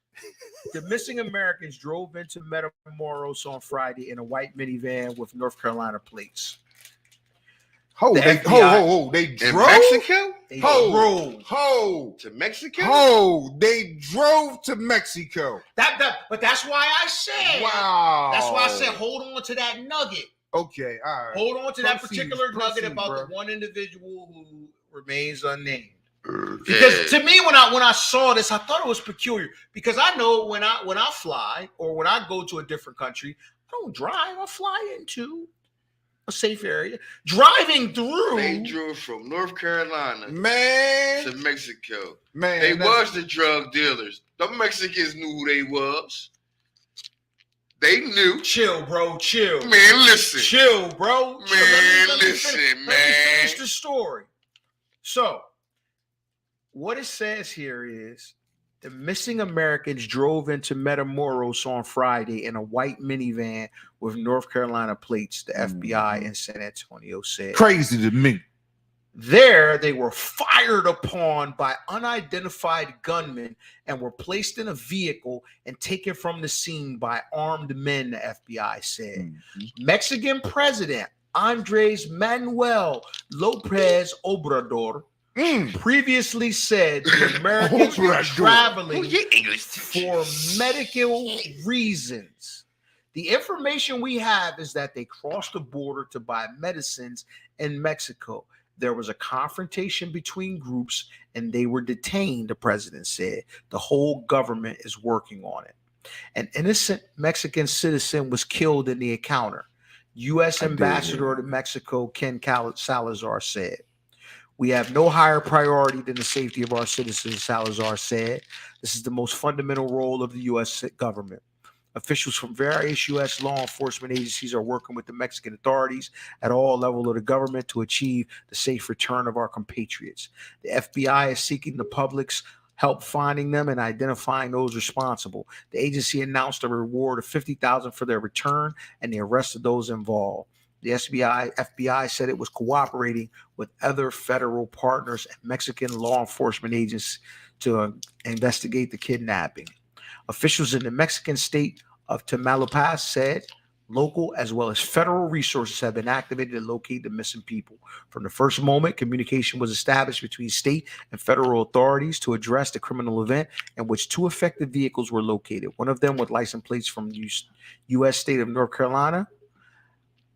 Tamaulipas Attorney General Irving Barrios Mojica said in a news conference an investigation was underway, authorities said.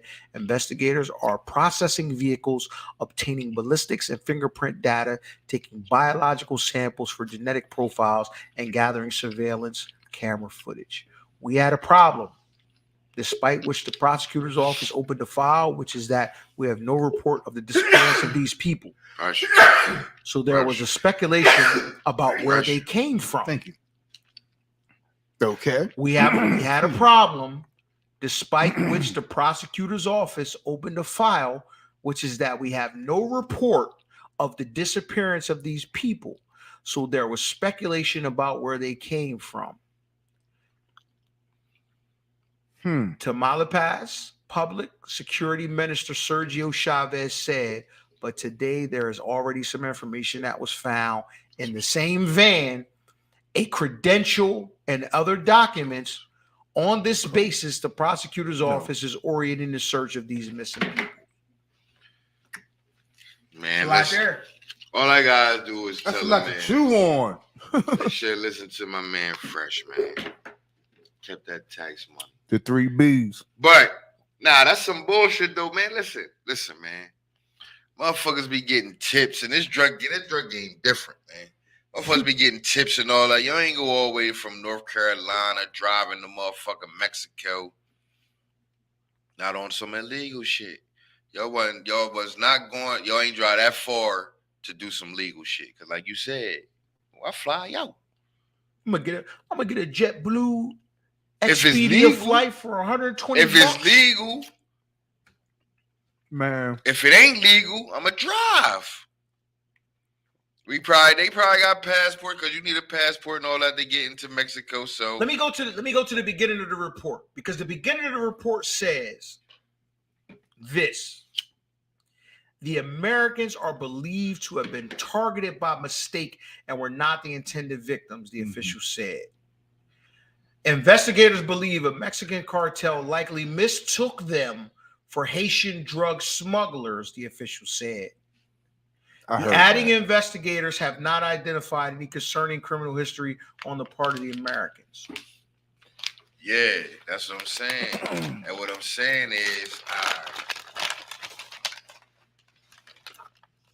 you kidnap us and you find no drugs. You just gonna keep us? Nah, they probably, you know what I'm saying? Niggas just ain't gonna just, you know, now they ain't gonna just hold niggas for friends. You know, they might. Well, they from what two I females and a male, 2 females and 2 males. right from what I and I think it was 1 male and 1 female, both are deceased, right? Crack research that one. Right. So, well, if that's the case, and this is what I'm saying, like, what's boggling my mind, they drove all the way from North fucking Carolina to Mexico. Who the fuck drives to another country? You know what I'm saying? Like, you drive to another state, another time zone, maybe. I'm saying They drove to another country. That but it's that's not, to me, that's not off basis depend on where you enter in the country at. yeah. They had to enter the country from Well, a yeah. Who, checkpoint. who drives But it's a to lot of- another country from where they came from? That's what I'm saying. They came from North Carolina. Them driving out the country is far either fucking way. They going to Canada or Mexico. Now, if you lived in Texas, New Mexico, California, you might live 5 minutes away from it. North Carolina, they don't live 5 minutes away from it. Like, what the fuck is you doing driving? So that would lead me more to believe you doing something more nefarious. You know, you out here doing some crazy shit. Now they saying Haitian drug smugglers. I don't know how true that is. I don't, you know, because people say different things that benefit themselves, to cover up different things, to make things look wherever the way they want to make them look. Now, this is the first I've heard even of Haitian drug smugglers, let alone people portraying Yeah, other people for I them. didn't even know they were with the kidnappers. Like, man, they Haitian drug smugglers, so we kidnapped. That's what I'm saying. I didn't even know they was Haitian drug smugglers. That like, now we know y'all are Haitian drug. No, we just came from North Carolina. Nah, fuck that. We know y'all Haitian drug smugglers. Like, how does anybody know they Haitian drug smugglers? Nah, So let me the provide. the Mexican cartel people might know. Yeah. Oh, Because they might have got the call, man. They coming through. They got a white van with Yeah. North Carolina plates. mm-hmm. But after I kidnap you, I'm telling the news and all that, they was Haitian drug smugglers. That's why we kidnapped them. Right. Like, nah, like we kidnapped them because they violated. But they not. That's what I'm saying. They It's later found that they not. Yeah, that's what I'm saying. Yeah, But you already, So but that's what I'm saying. You what- already what- called the kidnappers. Already called the news people or the police, whoever they alerted that we kidnapped these people, because they had to alert someone. You had to tell someone when you kidnap someone. No one knows when you kidnap somebody, so you had to tell someone. Somewhat. So I you guess. told the people that reported this that we kidnapped Haitian drug smugglers. But, quote unquote, to the people driving from, they're not Haitian drug smugglers. So we just reported to y'all that we just kidnapped regular people now. We didn't have to report anything. Right. We didn't No. have to, but We didn't now, have to report but anything. now, if they're not drug smugglers, we just kidnapped Well, regular because people. there's video footage. Video. There's video footage of them being abducted and accosted and thrown into to the jail. Yeah, it's to But me. you get what I'm saying? No, I get what you're saying. To me, I feel like I don't really think they thought they was anybody. I just think they was like, yo, who the fuck is these people coming through here? Nah, but how does it come out that they're Haitian drug smugglers? Oh, nah. Well, I kind of think I guess I think there are already narratives out there, Well, and this is what I'm saying. I'm like, because there's thousands of vehicles that go through that border every day. nah, not. Well, I mean, not even saying it That's just what like John that. said. There's thousands of vehicles. Why is that particular vehicle? Well, here's the thing. Here's the thing I say. I thought Haitian drug smuggling don't even sound right to me. Well, it No, doesn't no, sound no. right to you, but obviously No, it's a but let me- prevalent thing. Right, because now this is what I'm the saying. Mexican, Any the Mexican type cartel drug, is any- looking for it. I don't care. Listen, drug dealing ain't got no face, no name, or nothing. I'm be surprised who is Yeah. smuggling anything. Well- so I ain't saying that. Well, Haitian. what I'm saying is, I don't think Haitians coming from Haiti have drugs. You know, nothing like now. You have to be Mexican drug smugglers if you coming through Mexico. But they was like, nah, it can't be that many drugs coming from Haiti, from Haitians coming through Mexico at all to really move the needle. You know what I'm saying? Like, oh, they thought they was Haitian drug smugglers. Man, Haiti is fucked up. They kidnapping people in Haiti. You know what I'm saying? So But I'm like, I don't. Listen, Mexico was just like anywhere else. It's the Wild Wild West. If a nigga got a line for a plug in Haiti, I'm trying to get it to where I'm at. If I'm not trying to deal with y'all, and I got a plug that's in Haiti, and the motherfucker, and he talking about he could get it to me, and motherfuckers find out the drug game. You know what I'm saying? Like Now that makes sense. that's what I'm saying. But that must be what it is. That's what I'm then, saying. All for them to type have shit that happen. narrative. Yeah. For them to You have know that what I mean? But I'm narrative. just saying, They mistook why it. would you tell That must the be what news they thought they people was. or whatever that, yeah, we kidnapped Haiti drug smugglers? But from what we really kind of heard, what it was y'all beefing between people that's already a violent. that's what I'm saying. You know what I'm Yeah, saying? They that's- just got it be caught in the like crossfire. that. They was not saying the wrong place, the wrong spot. We knew y'all was coming. Y'all wasn't on our side. You find a cheaper plug. But like you said, we knew y'all was coming. Yeah, that's what I said. We knew y'all was coming. Man, they got a cheaper plug. It's coming from Haiti. Nah, but that's what if you. All I'm gonna be brown skin. Well, and 4 brown skin motherfuckers come through in the van. All right, get them. so you saying it was a robbery? There's possible robbery. I mean, I'm definitely saying it could be possible robbery involved. If they drove from North Carolina, I'm gonna say this. it was a tip off. I'm They gonna say probably was, you know what I mean? Not saying, or they probably was going to I'm school. gonna say this. I'm gonna get a And cartel a a nigga- little bit more credit than to make this kind of Mistake. national blunder. Yeah. I think they thought That's all I'm gonna say. That's all I'm gonna say. I'm gonna wait because it's a new story within the last 24 hours. It ain't no cartel shit. It's I just don't know, they kinda also trying to say it is. nah, it ain't no cartel shit. Well, that's what I'm saying. Like, what do you think it is? Man, everybody in Mexico that do crime ain't cartel. That's true. I mean, yeah. I could kidnap you and not be a part of the cartel. That's what I'm saying. You know what I mean? Is that just the easy way to explain everything? Nah, or it could be it could be cartel. It could be like lower. You know what I'm saying? It don't got to be anybody. It got to be the Sinaloa. Yeah, it could be anybody could get a line on something. You hear something? Oh yeah, we got some motherfucking Haitians coming through with something. You know what I mean? Or they coming through to buy something. That means they got money on them, or they got coke on them, or whatever, fatty, whatever. And a motherfucker like, man, shit, they get over this. You know what I mean? We pay a cop off or whatever. We know how it work over here. We pay a cop off, pull them over, or we jump out on them and kidnap them. What they gonna do? Okay. What they gonna do? But the thing I'm saying is, if they clean, you kidnap motherfuckers for nothing.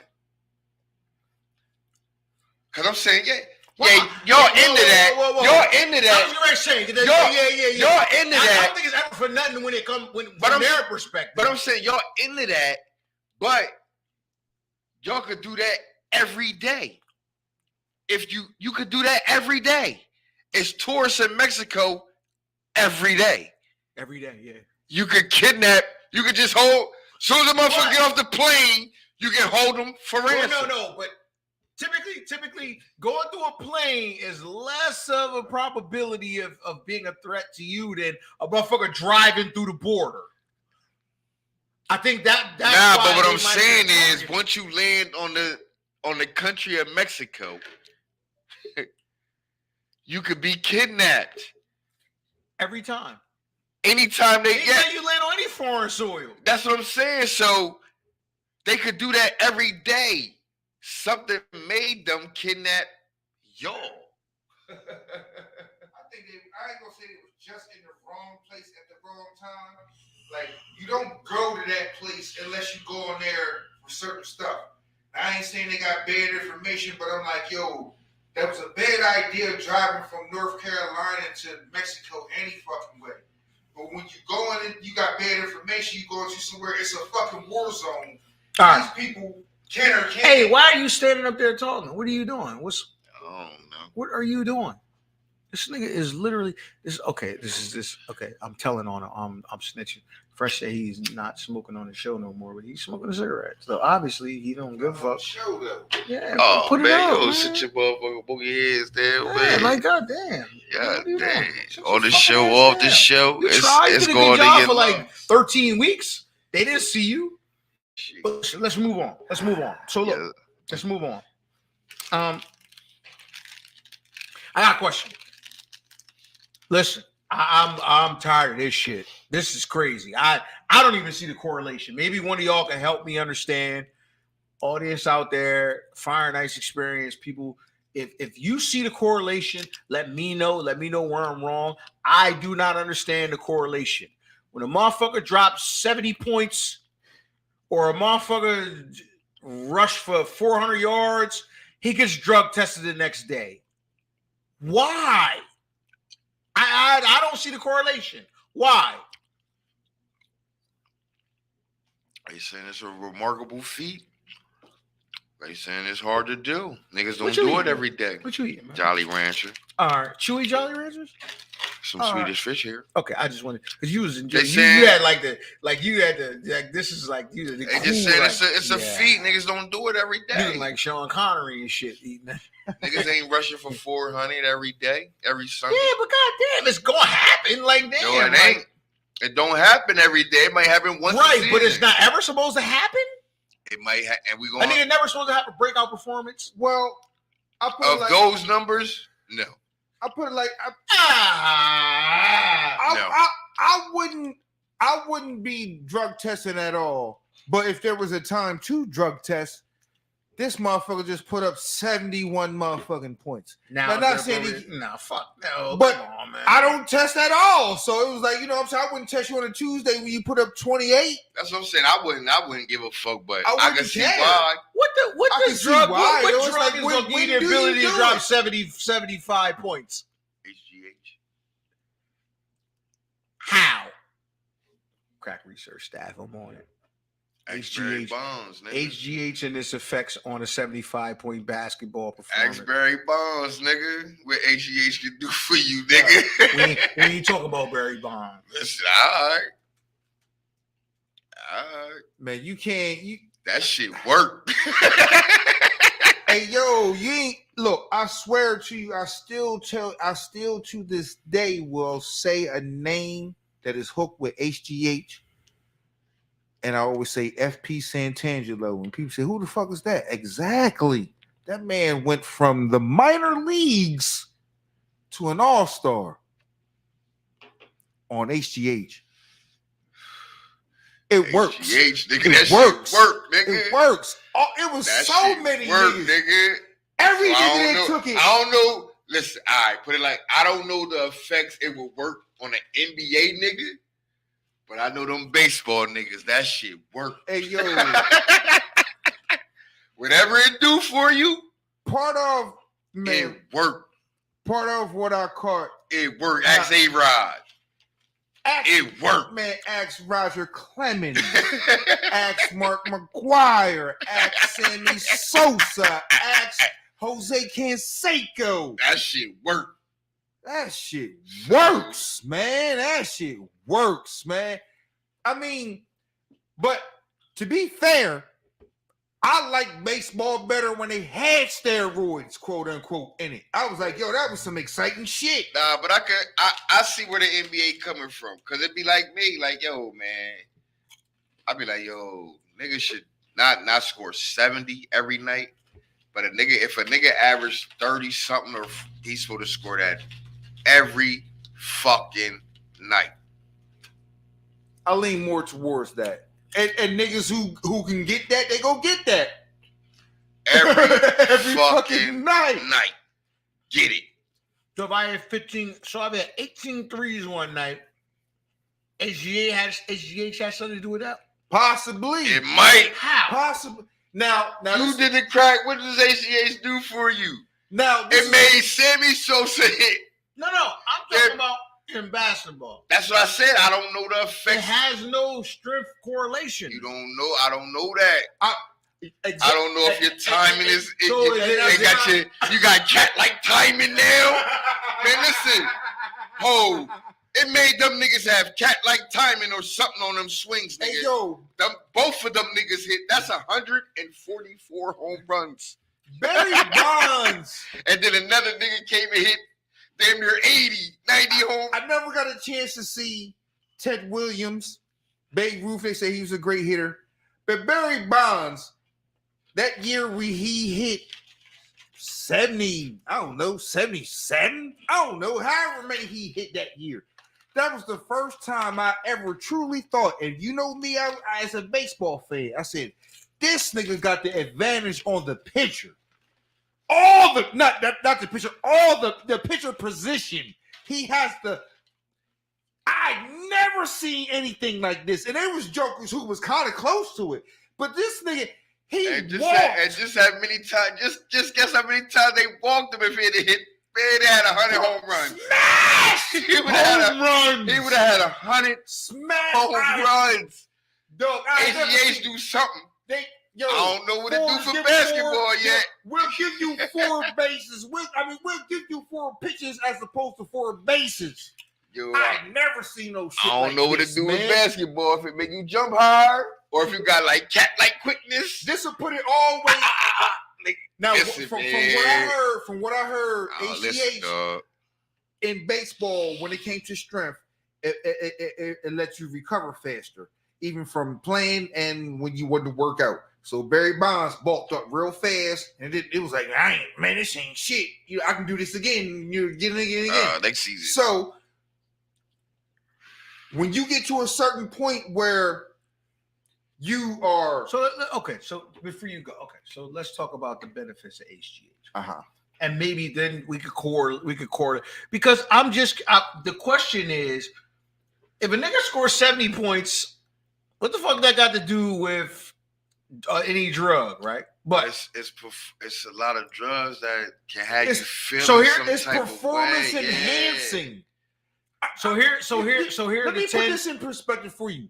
Gatorade is a performance enhancing drug. It's just everybody gets to use it, and it's not as potent as HGH or anything like here that. are the 10 major benefits of human growth hormone therapy, right? Muscle gain, weight loss, better sleep, sexual desire, and help with ED, great amounts of energy, vigor, and vitality, immune system, stronger bone, mineral density, lower cholesterol levels, and better heart health, younger looking appearance. Anxiety.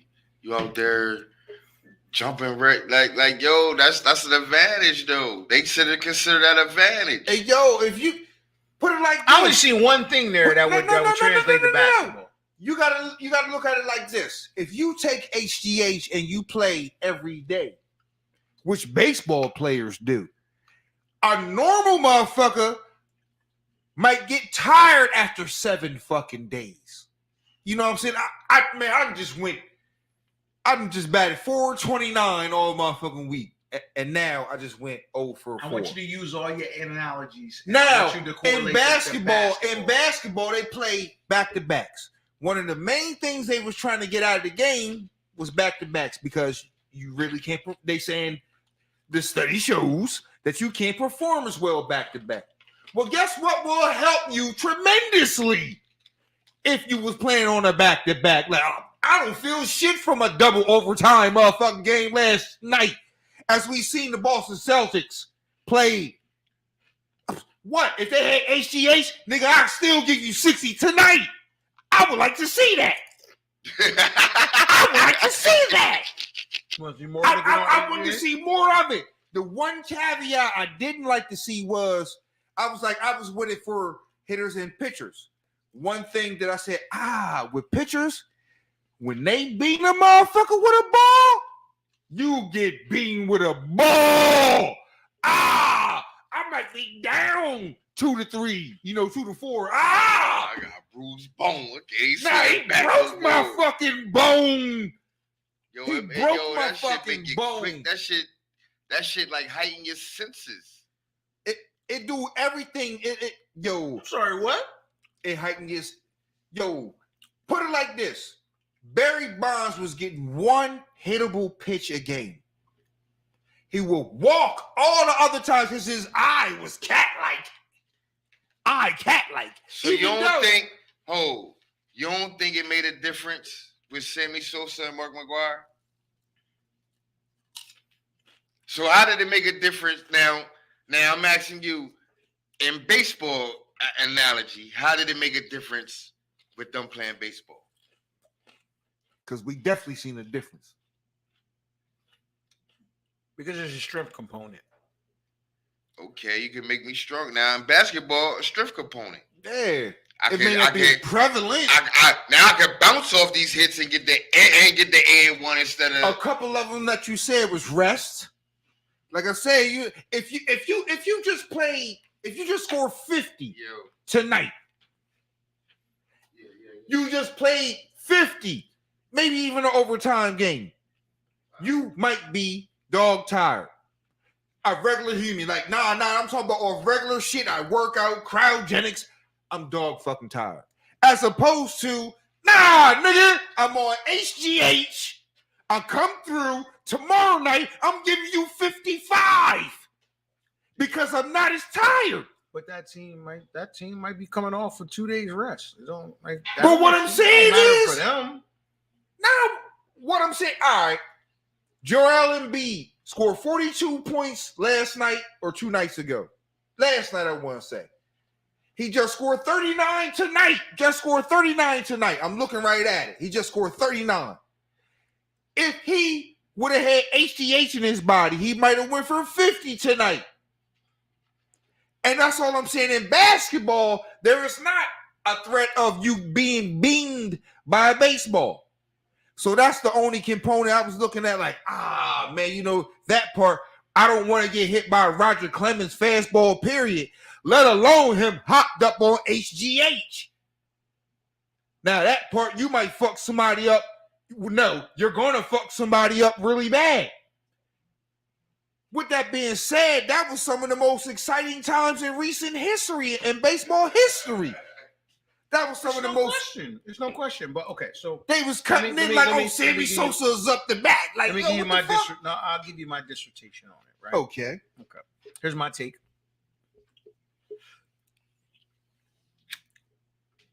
Okay, so HGH, with everything that we've read, right?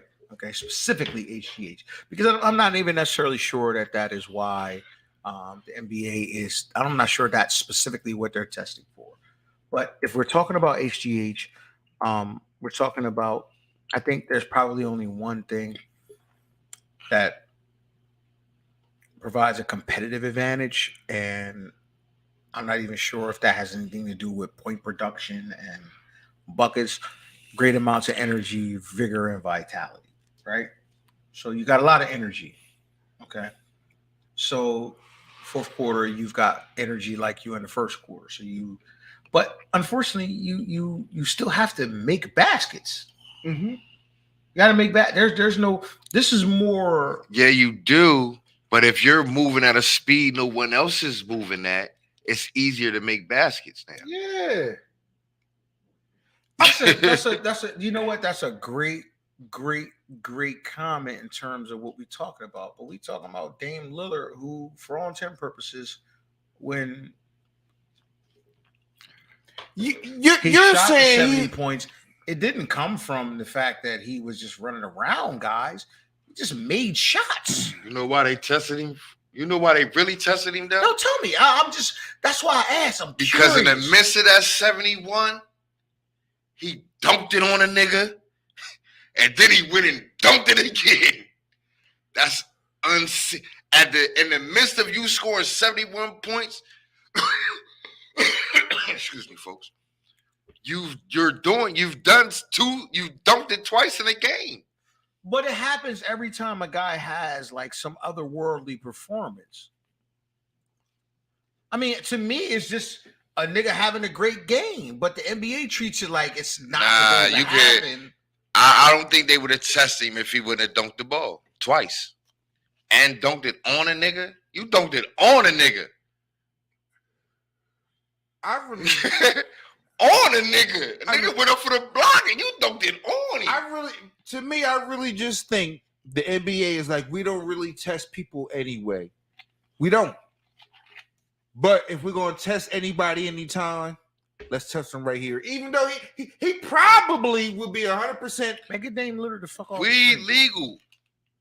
We legal in the NBA now. That's what I said.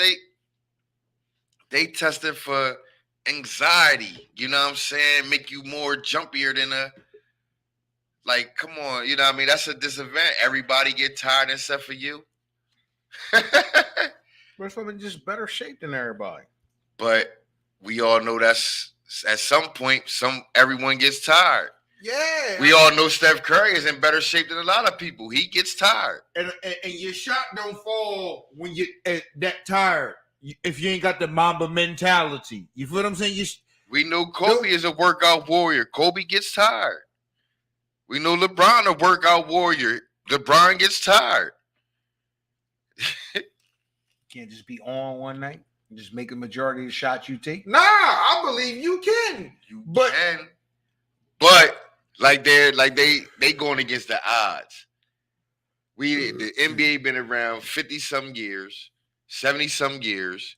We didn't play thousands of some games, and only 6 niggas ever scored over 70 points.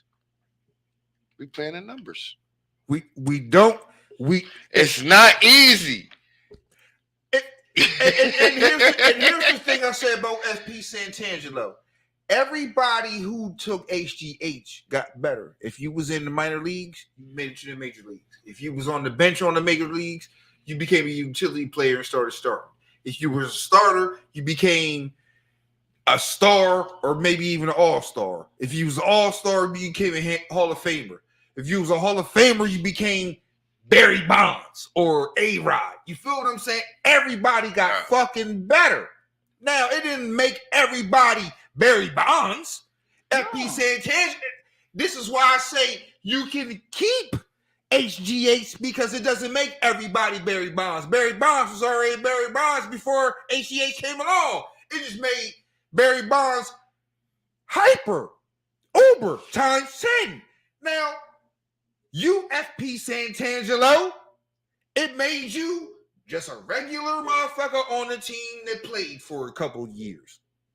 But you toiled for I don't know how long. So HGH, now you're on a unit for 3-4 years. And that's how the fuck we know your name. Yeah. And that's why I say I it don't didn't know. make everybody Basketball, Barry I Bonds. don't know. I don't know. It probably that's why I said I don't know the effects it have with a basketball. Speaking of basketball. But I'm kind of sure it gotta heighten your senses. Them niggas swinging the bat. I mean, I can accept football, baseball,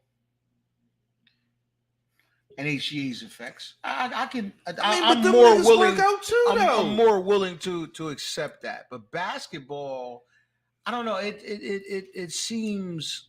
Let's just say LeBron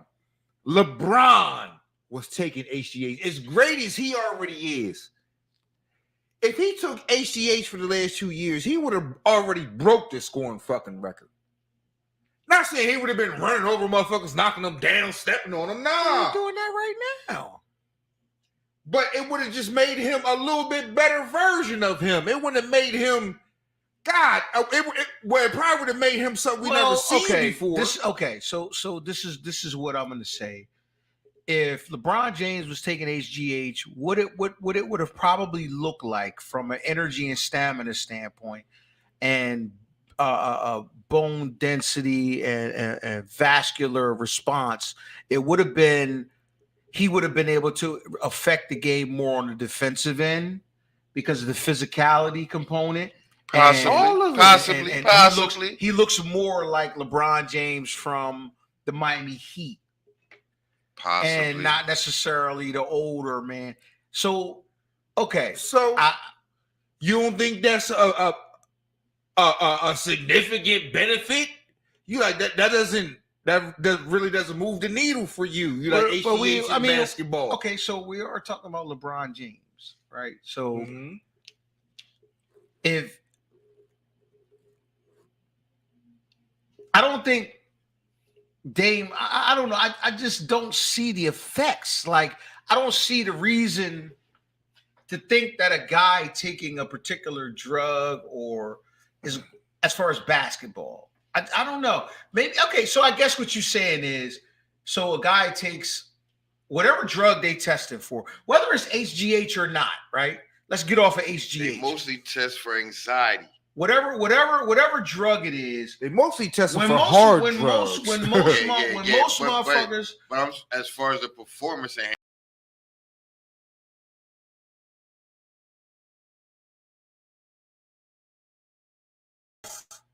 you have maximum effort in the fourth quarter. Third quarter when you're supposed to be showing signs of fatigue,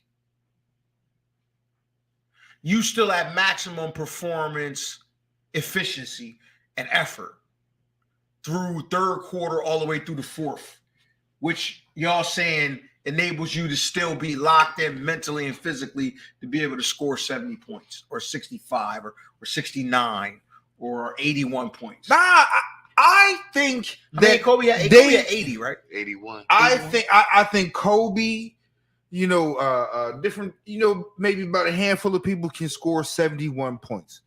What I'm saying is that they're not testing for HGH and all that kind of stuff, period at all. Because for some of the reasons that you state. But if they ever was going to test for HGH, performance enhancing drugs, because they really only, to me, they tested for lean, crack, dope, shit like that, like get you out the league. Weed, no. anxiety pills, yes. You know, but something like that. So if it was ever a time, we just, all right, let's bring it on a motherfucker. Yo, it be don't make sense. Like your senses. Yeah. So they consider that a performance. If you don't got, if your sensors is on the air, if you taking drugs that make your sensors irregularly high, where you on point of everything, that's an advantage to them. okay. Everybody else regular. Your shit on point. You know what I'm saying? You like baseball you can see players in the everything. 70s was taking amphetamines. These motherfuckers, now you know they play 6-7 games a week. But these motherfuckers, they don't blink. Blink what, 4 times all day. I seen this pitch. I saw the motherfucking stitches on the ball, all kind of shit, because they amped up on amphetamines. This is real shit. They say motherfucking baseball teams have a bowl of just pills. You just grab them, take them. Fucking, I'm tired. I ain't tired no more. God damn, that motherfucking Gatorade looked like watermelon. see the laces on that thing, like Yeah, I can see. I can see a significant. Okay. I can see a significant. I can see a significant advantage. everything's slow advantage. motion. Well, As they it's say, not you an play- advantage, but a significant boost. Every Boost athlete, advantage? listen, every athlete say I play my best when the game slow down. Yeah, if the So game if you slowed, got the if game it automatic, slowed if this down, slows automatic, it down for and you, you to hold- already a killer. and that's Oh the point my I'm saying. God! If you already bury bonds and you get the game slowed down, even the game already So slowed it's down to him. justified to test these motherfuckers. Y'all okay with Nah, that? I'm saying I could see why. I can see. I yeah, wouldn't I can see test. I why. wouldn't test because I don't think no basketball player is taking any. You know what I'm saying? I just don't think. You know what I'm saying? That's just me. That's why I wouldn't test. I just don't think. Now maybe not no performance enhancing drugs. Now you motherfuckers might be taking a little bump, Yeah. drinking some lean. Yeah. Back in the 80s now, Yeah, with Ronnie McRae and Oh, Mitchell we talking Wiggins about and OJ them. They Mayo. all smoke weed. Chris Washburn. Even the motherfuckers they ain't think smoke weed. I heard Jay Will talking about smoking weed. Hello. I would not. That never would have crossed my mind. Jay, And that's what You know what I'm that's the saying? only thing Speaking of which, Fresh, give us some ride music, man, into the world of sports. Whichever one you want to pick. Whichever one you want to pick. But hold on. I specifically want to give a shout out.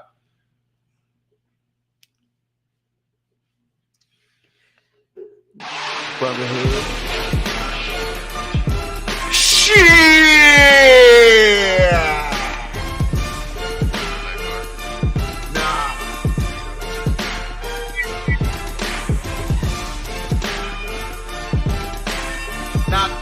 Very well may have knocked off Toro Dr. Funk into the litigant. they sorry too. You got that right. They sorry. They sorry.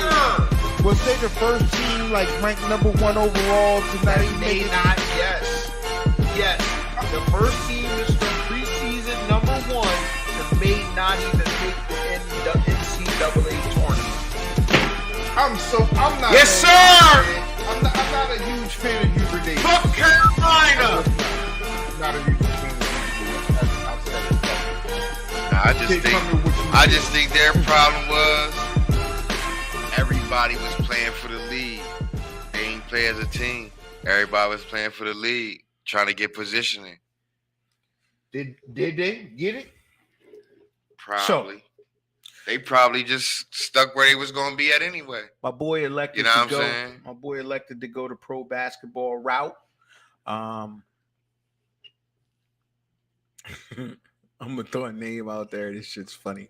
Every fucking time I read it, it is never not funny. What the fuck was this nigga's dad thinking? This nigga is tripping. Ooh. Demetrius Jamel. Okay. Nigga. Demetrius Jamel. Okay. Better known Where he as. from? Better. Oh no. I think we. Well, we don't know where he's from. We know where he at. Where he at? Home. That nigga home. Home. Where was he at? High school? College? You may know him Are better you joking? as. Yo, you. Oh my God, yo, he's serious. He's serious. I'm dead serious, nigga. You don't know I'm who a- Demetrius Jamel is? Better known as. Let me put it up here for y'all. This young man has been going through a rough patch lately. I put it up for all the people out there. He carrying guns. beating up, tripping. beating up He Demetrius is Jamel. tripping. Demetrius. Okay. Now you know who Okay, Demetrius yeah, Jamel yeah, is. I was yeah, even up on that one, man. Yeah, man.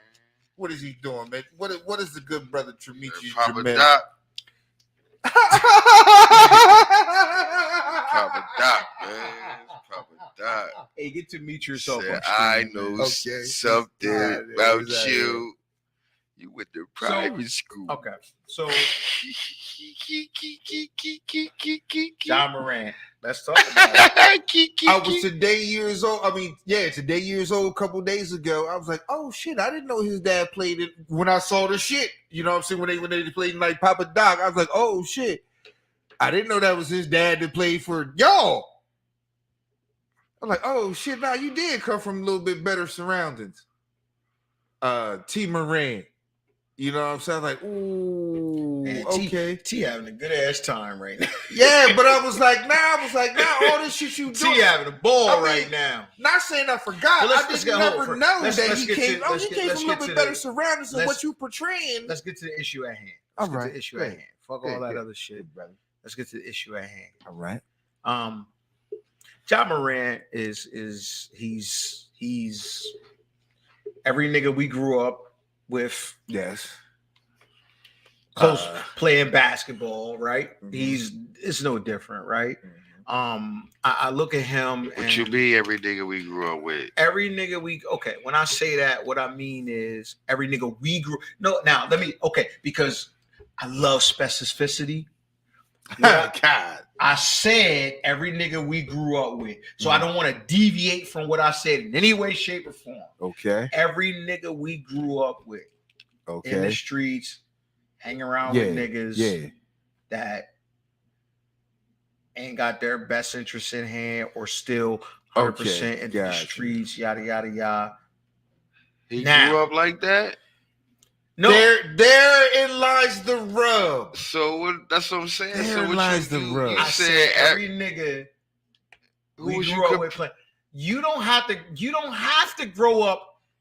Do you not know niggas that didn't grow up in Wilmington that was ingratiated Nah, into that? that's shit? where I thought you was going because I was thinking more of a L-O. You know what I'm saying? I know niggas that's- that you can- but- that's the but- comparison you have. And I want to And I draw. was like, I want to that- draw I a was- parallel. I want to draw a And parallel. that's what I want to and draw no a parallel. disrespect to my bro, Because- you know what I'm saying? But No, that's because it comes. Well, this is what it comes down to. Because we can't call it the crew when it's you two, right? Because the most damning thing that has happened to Demetrius Jamel.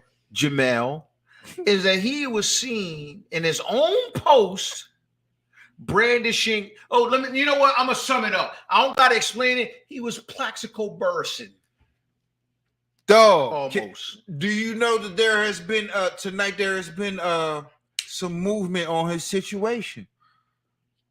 Well, I ain't gonna say tonight, today. There's been some movement on his situation. Would you like to- Elaborate. Okay, well, from what I've heard from very reliable sources, is he has already, he has been suspended for 50 games for, I want to say, bringing the gun on the airplane.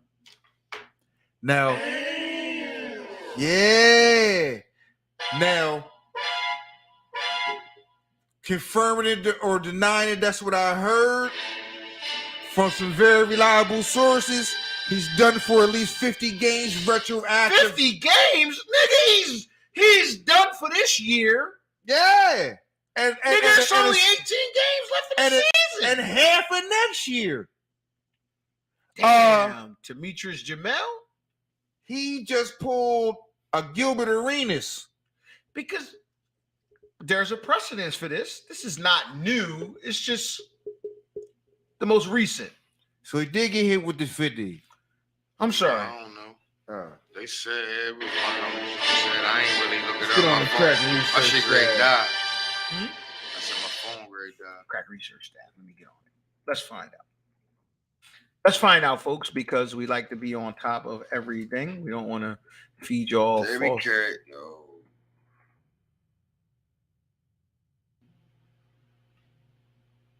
He's out right now. As all as Indefinitely. Indefinitely. Now, the coach himself said that it was originally supposed to be a 2-game suspension, but the coach said indefinitely. So it's definitely not a good thing.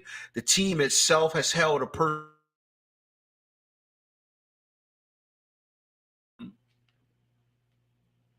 It's a sad situation, but one not all too familiar. Jalen Rose took an interesting stand on this one in reference to his problems coming up as a young basketball player in terms of his situations. And Jalen Rose was one who was, for lack of better words, literally caught in a crack house, in a crack house raid. In the 90s, that when we was in high school, wasn't we? It was early, right? And before we go any further, I want to say, no, he has not been suspended for 50 games yet. I heard from We got some 2 games so far, and it's indefinitely. indefinitely. But if he hasn't been suspended 50 games yet, I don't want to put that out there. Proceed. So, the issue here is, and what's being raised, which is more of a bigger issue, is that how did he get the gun into the club, and did he actually bring the gun on the charter plane, the Memphis Grizzlies plane? That's more of the bigger issue. It's not the fact that he had the gun in the club. It's the fact that the gun may have been transported on the charter flight, charter Grizzlies flight. That's the issue.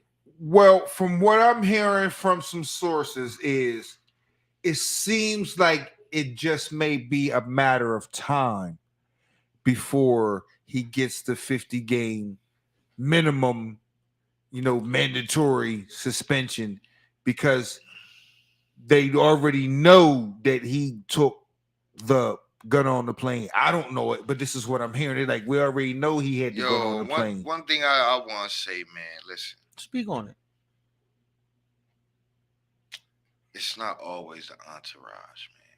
Not always. Well, we clearly just said within the last 2 minutes that Ja Morant brandished the gun in the club. Nah, Ja but I'm saying motherfuckers always say, man, you need to change the people who's around them and all that. Man, this is a case of a 23-year-old kid who from the ages of 14 to 20 wanted to do the things that he's doing now. What's that? Hang out at the clubs, wear the clothes that he wanted to wear, flex, drive the cars that he wanted to wear, do what them dudes do. Flex. Do what them dudes do. I'm one of them dudes. I'm one of them dudes now. I could do that now. We got intimate inside information in terms of a 90s cautionary tale, in terms of the shit that AI people was doing. You know, Wink used to tell us all, Wink, like, them niggas was tripping. Them niggas was tripping down in. It's him. 2 times you done pulled out guns on a 17-year-old kid. One at your house playing a pickup game. Twice at your house playing a pickup game. You done punched on the little boy, then went in the house and got a gun. And then you pulled the gun out on the little nigga at your crib.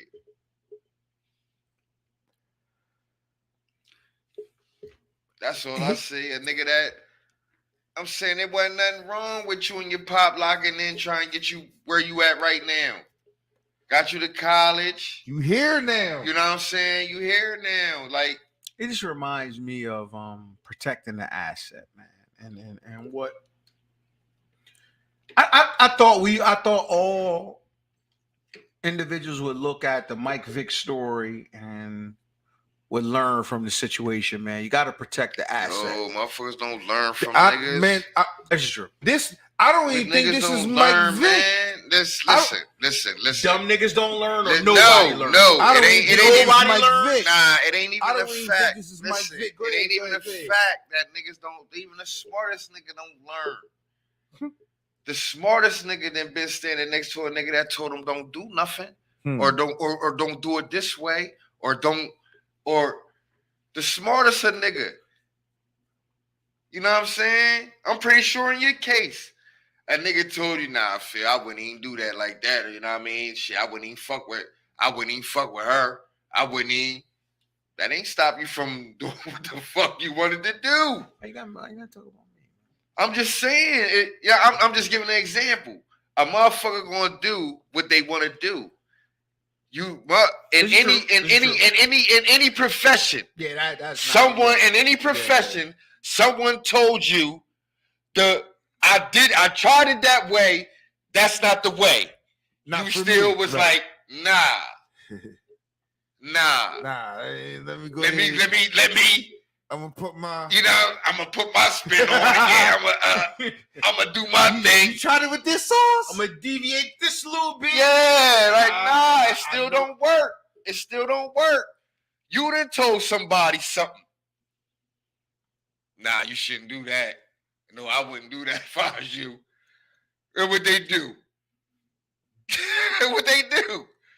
They did it. You know what I'm saying? Like They done did it. You know what I mean? So it even the smartest of motherfuckers gonna figure they can do it better, or out scheme her, or you know what I'm saying? So, is he fucked up or not? Is he done, or is he done for the year, or you think it's coming down? Hammer, if you had a quick snap judgment, is he done for the year or no? Nah, I don't think so. Because you listen. You John Moran, you can get around that burner in Colorado. You know what I'm saying? I can get around that. You know what I'm saying? You know what I mean? I met some niggas out there. He met some niggas out there. You know what I'm saying? So I can get around that. You know what I mean? Whatever they gonna hit y'all with, you know what I mean? We'll take care of you. That's supposed to be the ground team. Y'all don't get on the plane. Y'all just the ground team. Yeah, that's what I'm saying. Y'all the ground team. Y'all drive the car. Y'all drive the burner from city to city, or the burner. Who? That's what I want to know. It's the ground team. That's what I want to know. Who was you partying with? Who was you partying with? Was it the team? South Park niggas. Or was it your Kyle, niggas? Now I'm saying if it was his niggas, he can be like, man, one of them niggas drove it. They gonna have to bite that, or whatever. You know what I'm saying? But if it's just you and the team. That's the different, you know what I'm saying? That's different. I think the speculation is that he bought the gun on the plane, and that's the biggest. That's what brought on the investigation. But you only can speculate that until you see who I'm partying with. Hold up, nah. It could be a whole separate information. Nah, because you can speculate. I brought it. Now you cross into a different area. Because you can speculate. I brought it on the plane, and then But once I got to the party, if none of my peoples was in Colorado, and I was just there with just the team and motherfuckers from the team, now you know, yeah, I probably brought it on the plane. But if I got people there, if I got my peoples there, I can say they brought the gun. You can't say I brought the gun on the plane unless I showed it to a nigga on the plane.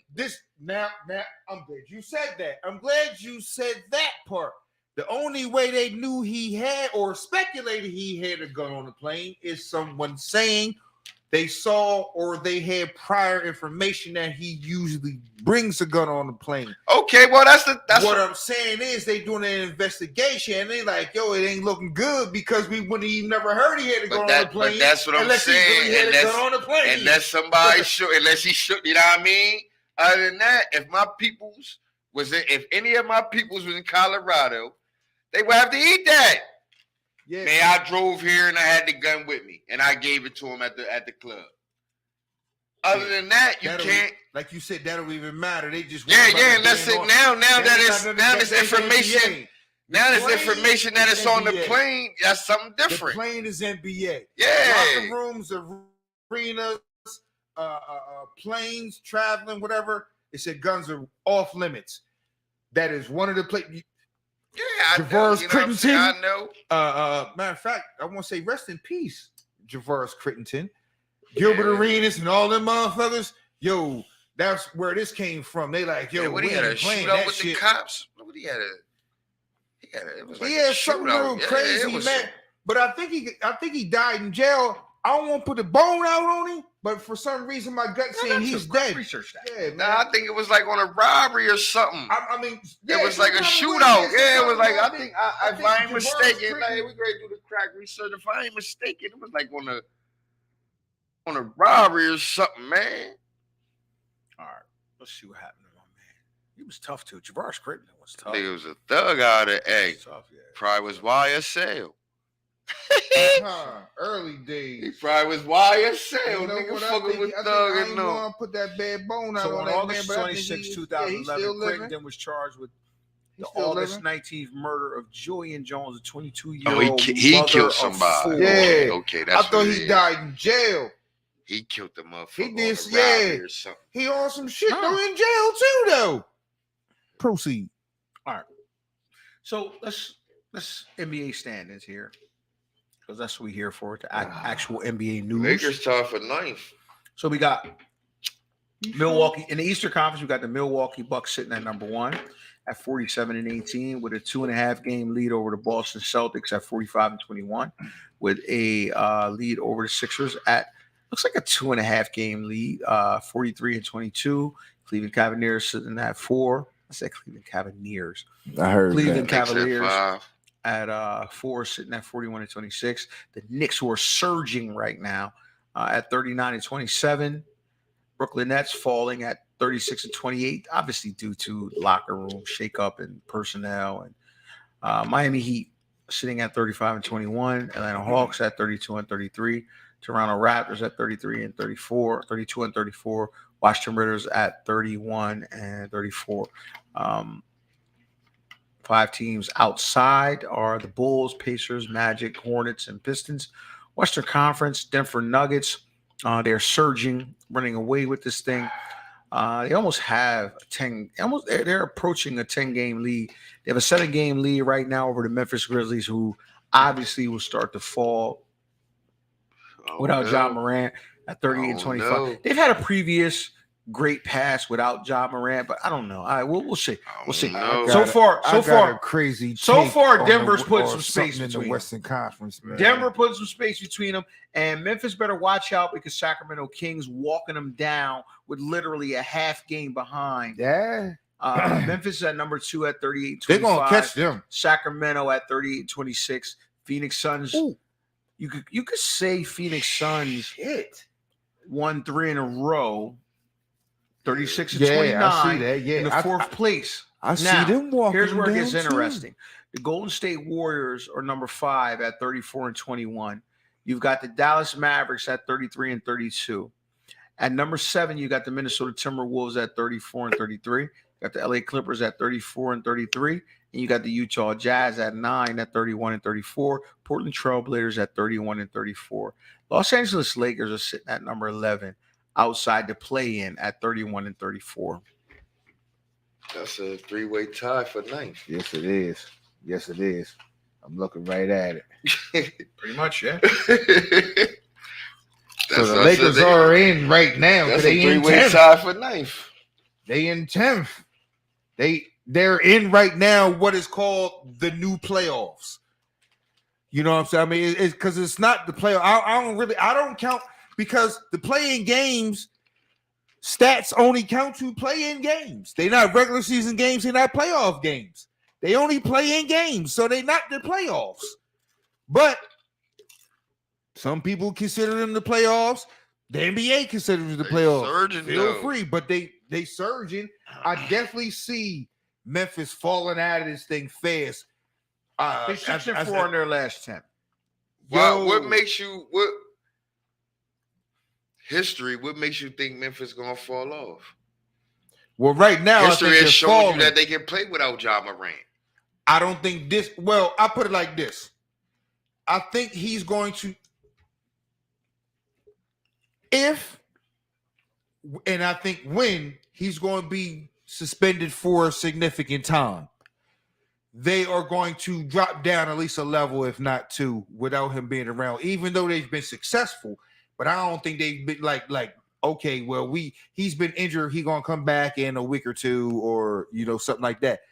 To know he's not coming back for the rest of the season and may not come back for the first 30, 40 games next year, that's going to be a lot different on you. Plus, you may not even have some of the players on your team that you have on your team this year. You may get better, you may get worse. You may not have a Desmond Bain, you may not have a Dylan Brooks. It may be, it may sit more on the shoulders of a Ja Morant, and he's not around. And you got Jaren Jackson. Matter of fact, You're Jaren Jackson. talking about next year, man. I'm talking about this year. Nah, what I'm talking about is I feel like they're going to spiral. That's what I said. I feel like they're going to spiral. Just because they know he's not coming back? No, I think because he's not. That's your reason. Just because they know he's not coming back besides him being hurt. That's your reason. I'm going to answer your question. I want to answer your question. Nah, that was his answer. And also because I think they know him as a person a little bit more, and they're like, you know what, he probably did need to sit this out. No, I just think they might drop significant spots because you're no longer the unknown anymore. It was a little different when Ja Morant was out and you're the unknown, and you got guys on your team still figuring this thing out in terms of everybody fighting and clawing. Now, when the Memphis Grizzlies come in, they know you got the reputation of winning with or without Ja Morant, so they just play harder. So you're not sneaking up on anybody anymore. So now, as evidenced by the standings, it's like you fell behind the Nuggets, right? And the West got stronger. The West got stronger. The Mavs got stronger. The Suns got stronger. Did they? The Mavs? Did they didn't? You don't think they did? All they swapped out was Finney for Kyrie. on paper? That's an even swap. Nah, that's Well, maybe they didn't. That's better. Truthfully, talent-wise, they got better. But that sort of kind of just looked like on paper hasn't translated to actual success. They've won one game. No, they won more than one now. Maybe two. 3. They lost 3 and 1. Where you going? Where you going? Come on, man. My bladder all fucked Why up. you always drop the mic when it come to my guy? I'm coming back. I'm coming All back. right, well, God damn. We're You gonna stay stick right a there. fork in it right here. Nah, but you tell me how many games that they've won since I just told Kyrie. you. I know they ain't won 3, they only won 2. Look, can we get the crack research What's the staff on streak? that? What's the streak? They got the streak right next to Nah, it. the streak is that they lost one game. Oh, so now they just. But the lost last 10 they 4-6, right? They won 2 games together. Nah, Okay. they probably. So- Okay, so before my boy comes back, he obviously has an agenda. I'm gonna let that marinate. I'm gonna let him explain himself. I ain't gonna do that. But at the end of the day, the West is packed. Yeah, the West stacked right now. What'd you think of Phoenix? I'm gonna say this.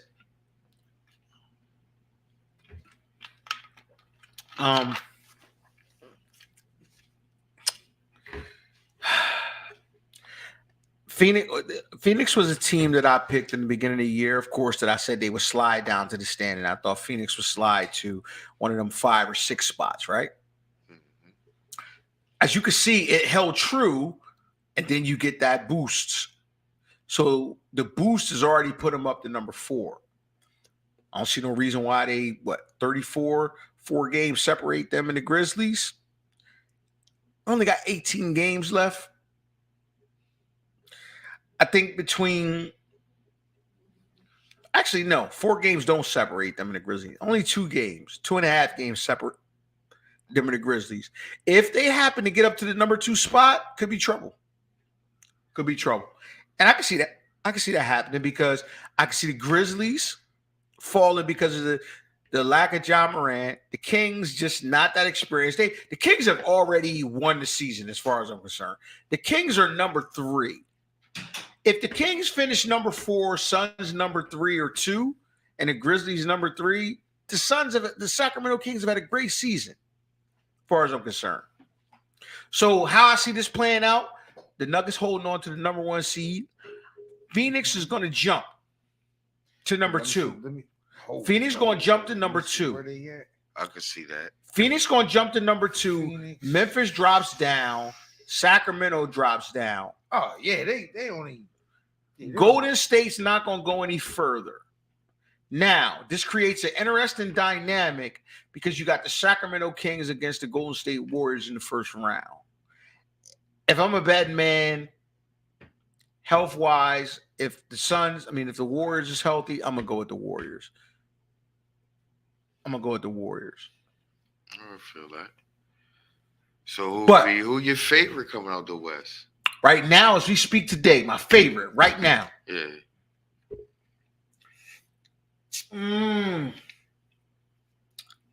Why you have a favorite? My gut.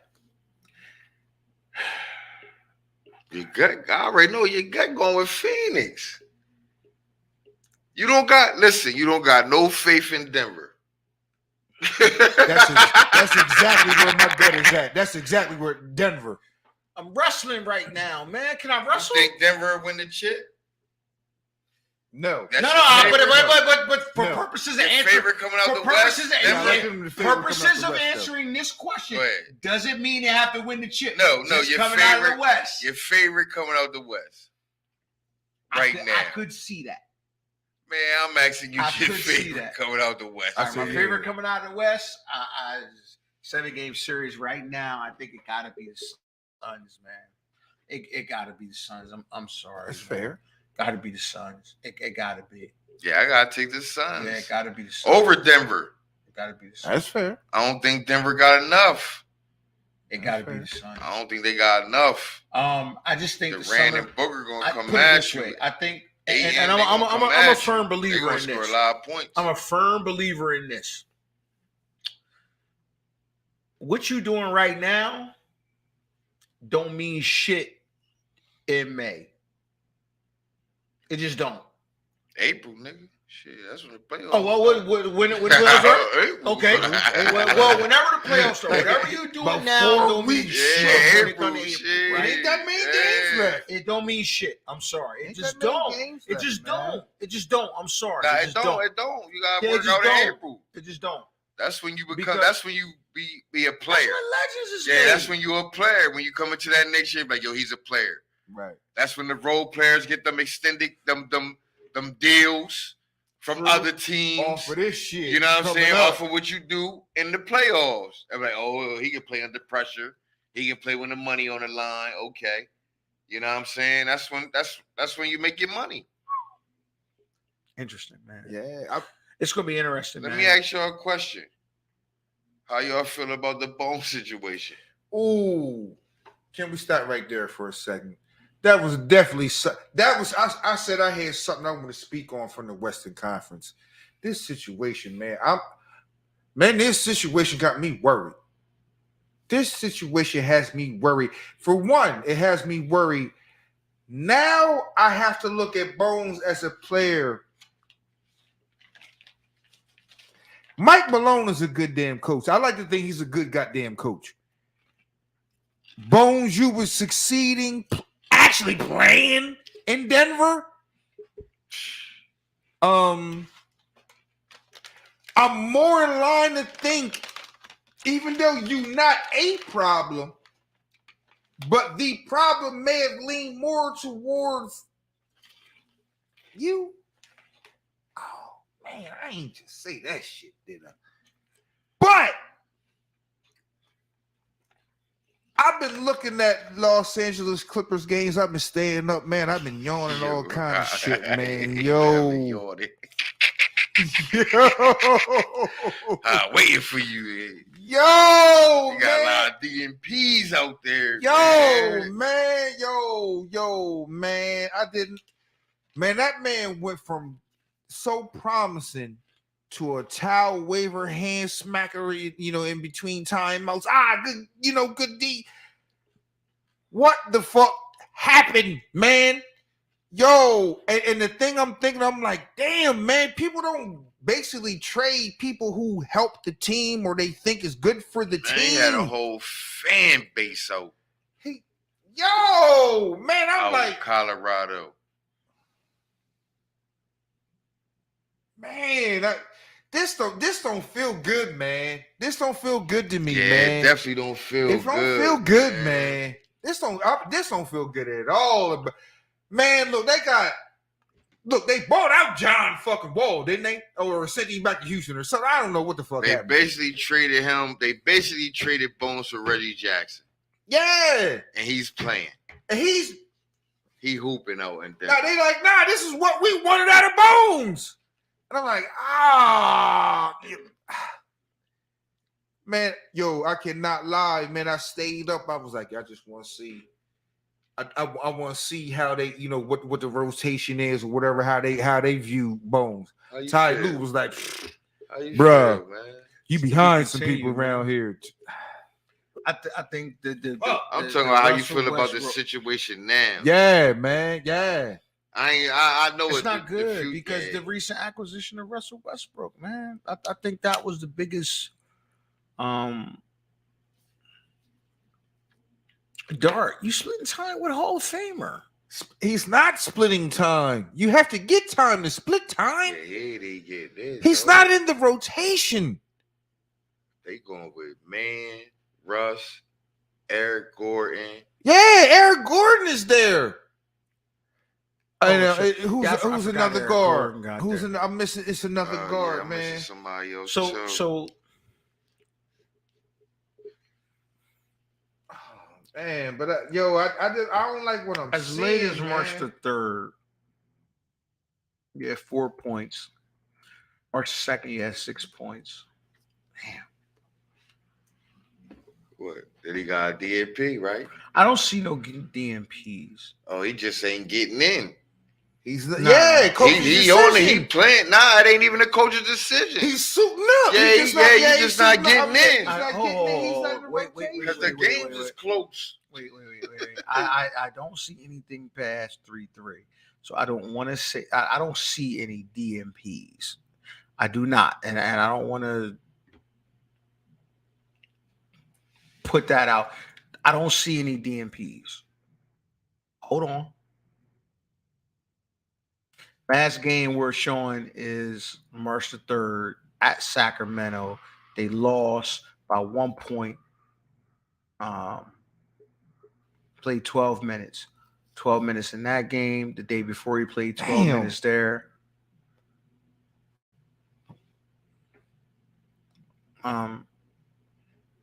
Sacramento, right? Sacramento, March the 3rd, 12 minutes, 4 points. That was the other night. 2 assists. Fuck. 12 minutes. The biggest thing you just want to look at the minutes because we know he's a walking bucket. 12 minutes.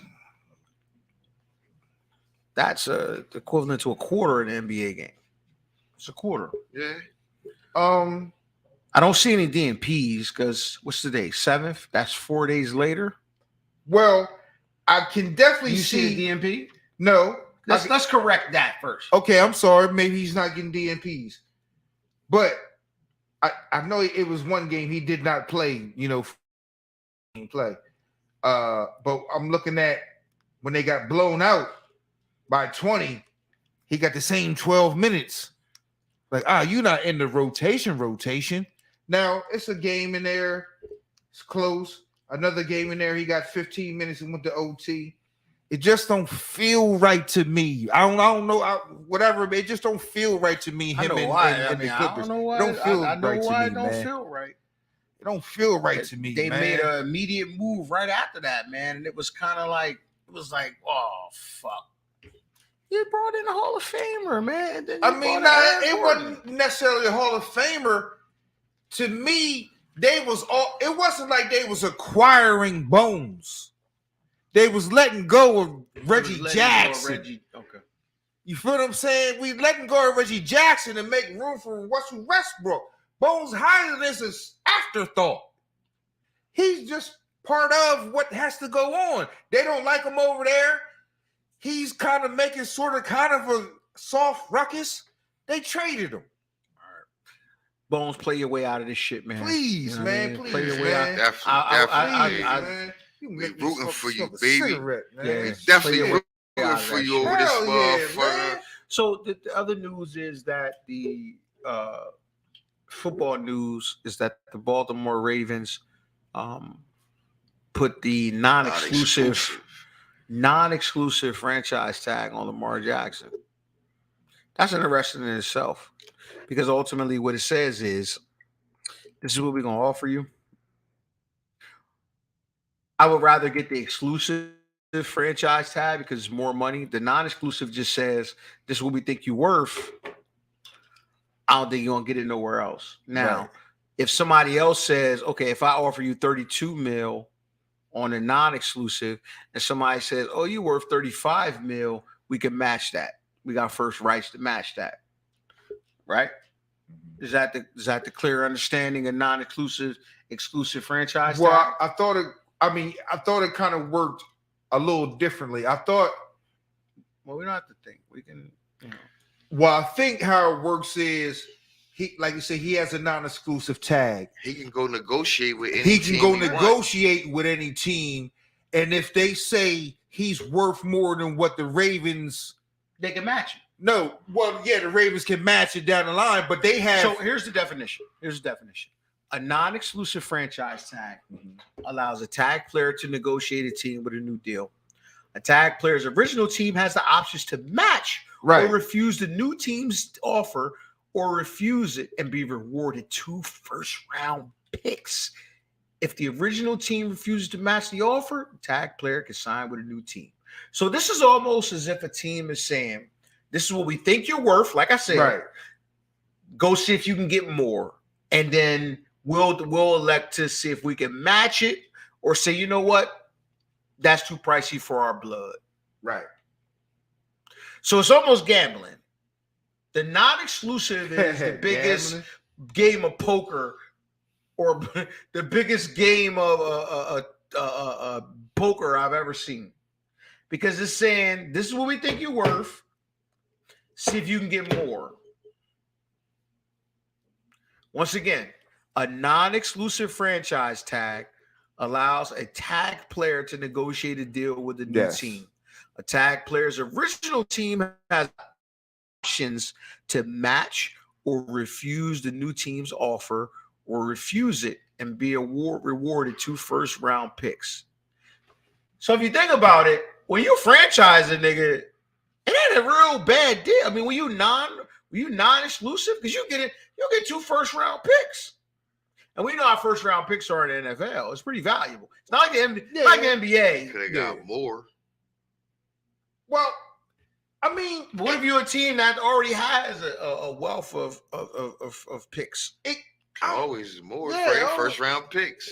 trade him, get a Yeah, proven yeah. player, and First that's what round picks. They could have got way more than 2.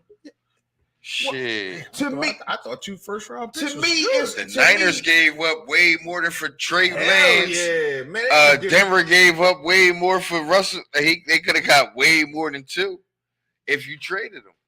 But this is them Yep. saying, I want You my gambling guy. against yourself, This is though. just all we feel like You we're bet willing you to. gambling against yourself, though. That's not saying you want my guy. That's saying, you know what? If somebody else wants you at a certain cost, they can have. I think you. what this is setting the table. This is what we think. I want you at a If condition. the league says, hey, if X team comes in and say, whoa, we think you worth this. All right, okay. Now you got to make a decision to say, you know what, we'll match that, or we'll say, whoa, that's too rich for my blood. Nah, well, I don't necessarily see it as if you have a Lamar Jackson coming out. But the thing is, you gambling against yourself. Somewhat- Because you could have signed him. Somewhat. You could have signed him on his 5th-year option for cheaper than what you grade. So you Well, you No, couldn't have. You that's- couldn't have signed him because he didn't agree to what you offered him. Well, and this is what I'm saying. This is where it comes down to personal preference on what you want at your quarterback position, what you feel about it, and what are your macro, micro views on the quarterback position. Lamar Jackson is an MVP. He's young. Those are very big pros. He's not the best passer. And lately he's had some injuries. Those are cons. Now, some people can say he's been an MVP, pay him. Some people say he's been hurt, don't pay him. Me, myself, if I'm the Baltimore Ravens, I would have He's already, roughly 26 years old. okay, roughly I would have paid him as soon as I could have paid him early, because I would have said, you know what? I'm not going to take a chance on trying to find someone to play with him. You have your guy.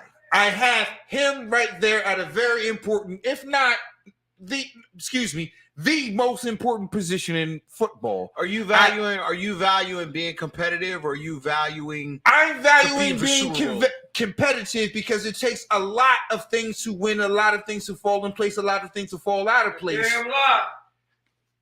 Get the fuck out of here. You know what I'm saying? It takes a lot of things to the fuck out of here. listen, Fuck is the deal? listen, man. What's happening? yo, listen. It's been great tonight. Nah. Real shit. I got it. Nah, it's been great tonight, man. Because right there. we gotta Right to that door. we got a momentous occasion, man. We got family, like we got blood in the building, man. Oh, we got drinks. We got blood in the building, and it's time to celebrate a little bit. You know what I mean? As much as we can for the time being, man. So You don't want to sit down, do you? Nah, It's it's great. been- Go ahead, finish, Phil. it's- We great. So listen,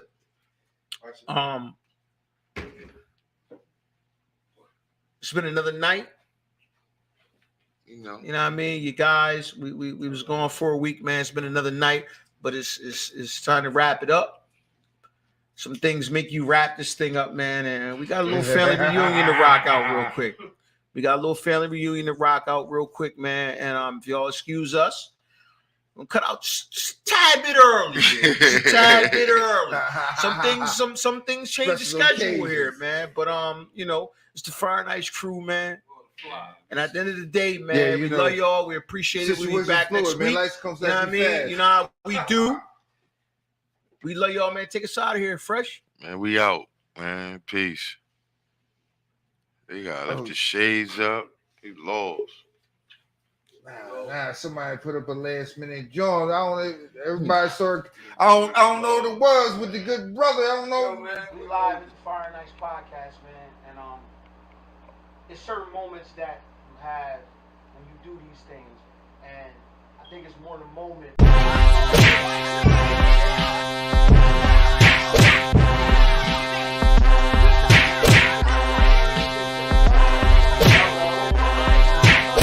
These guys came from Woodland, Delaware. Where was you from? Now, from who's East fighting Side. right now? Who's fighting right now? Who's fighting right now? Who's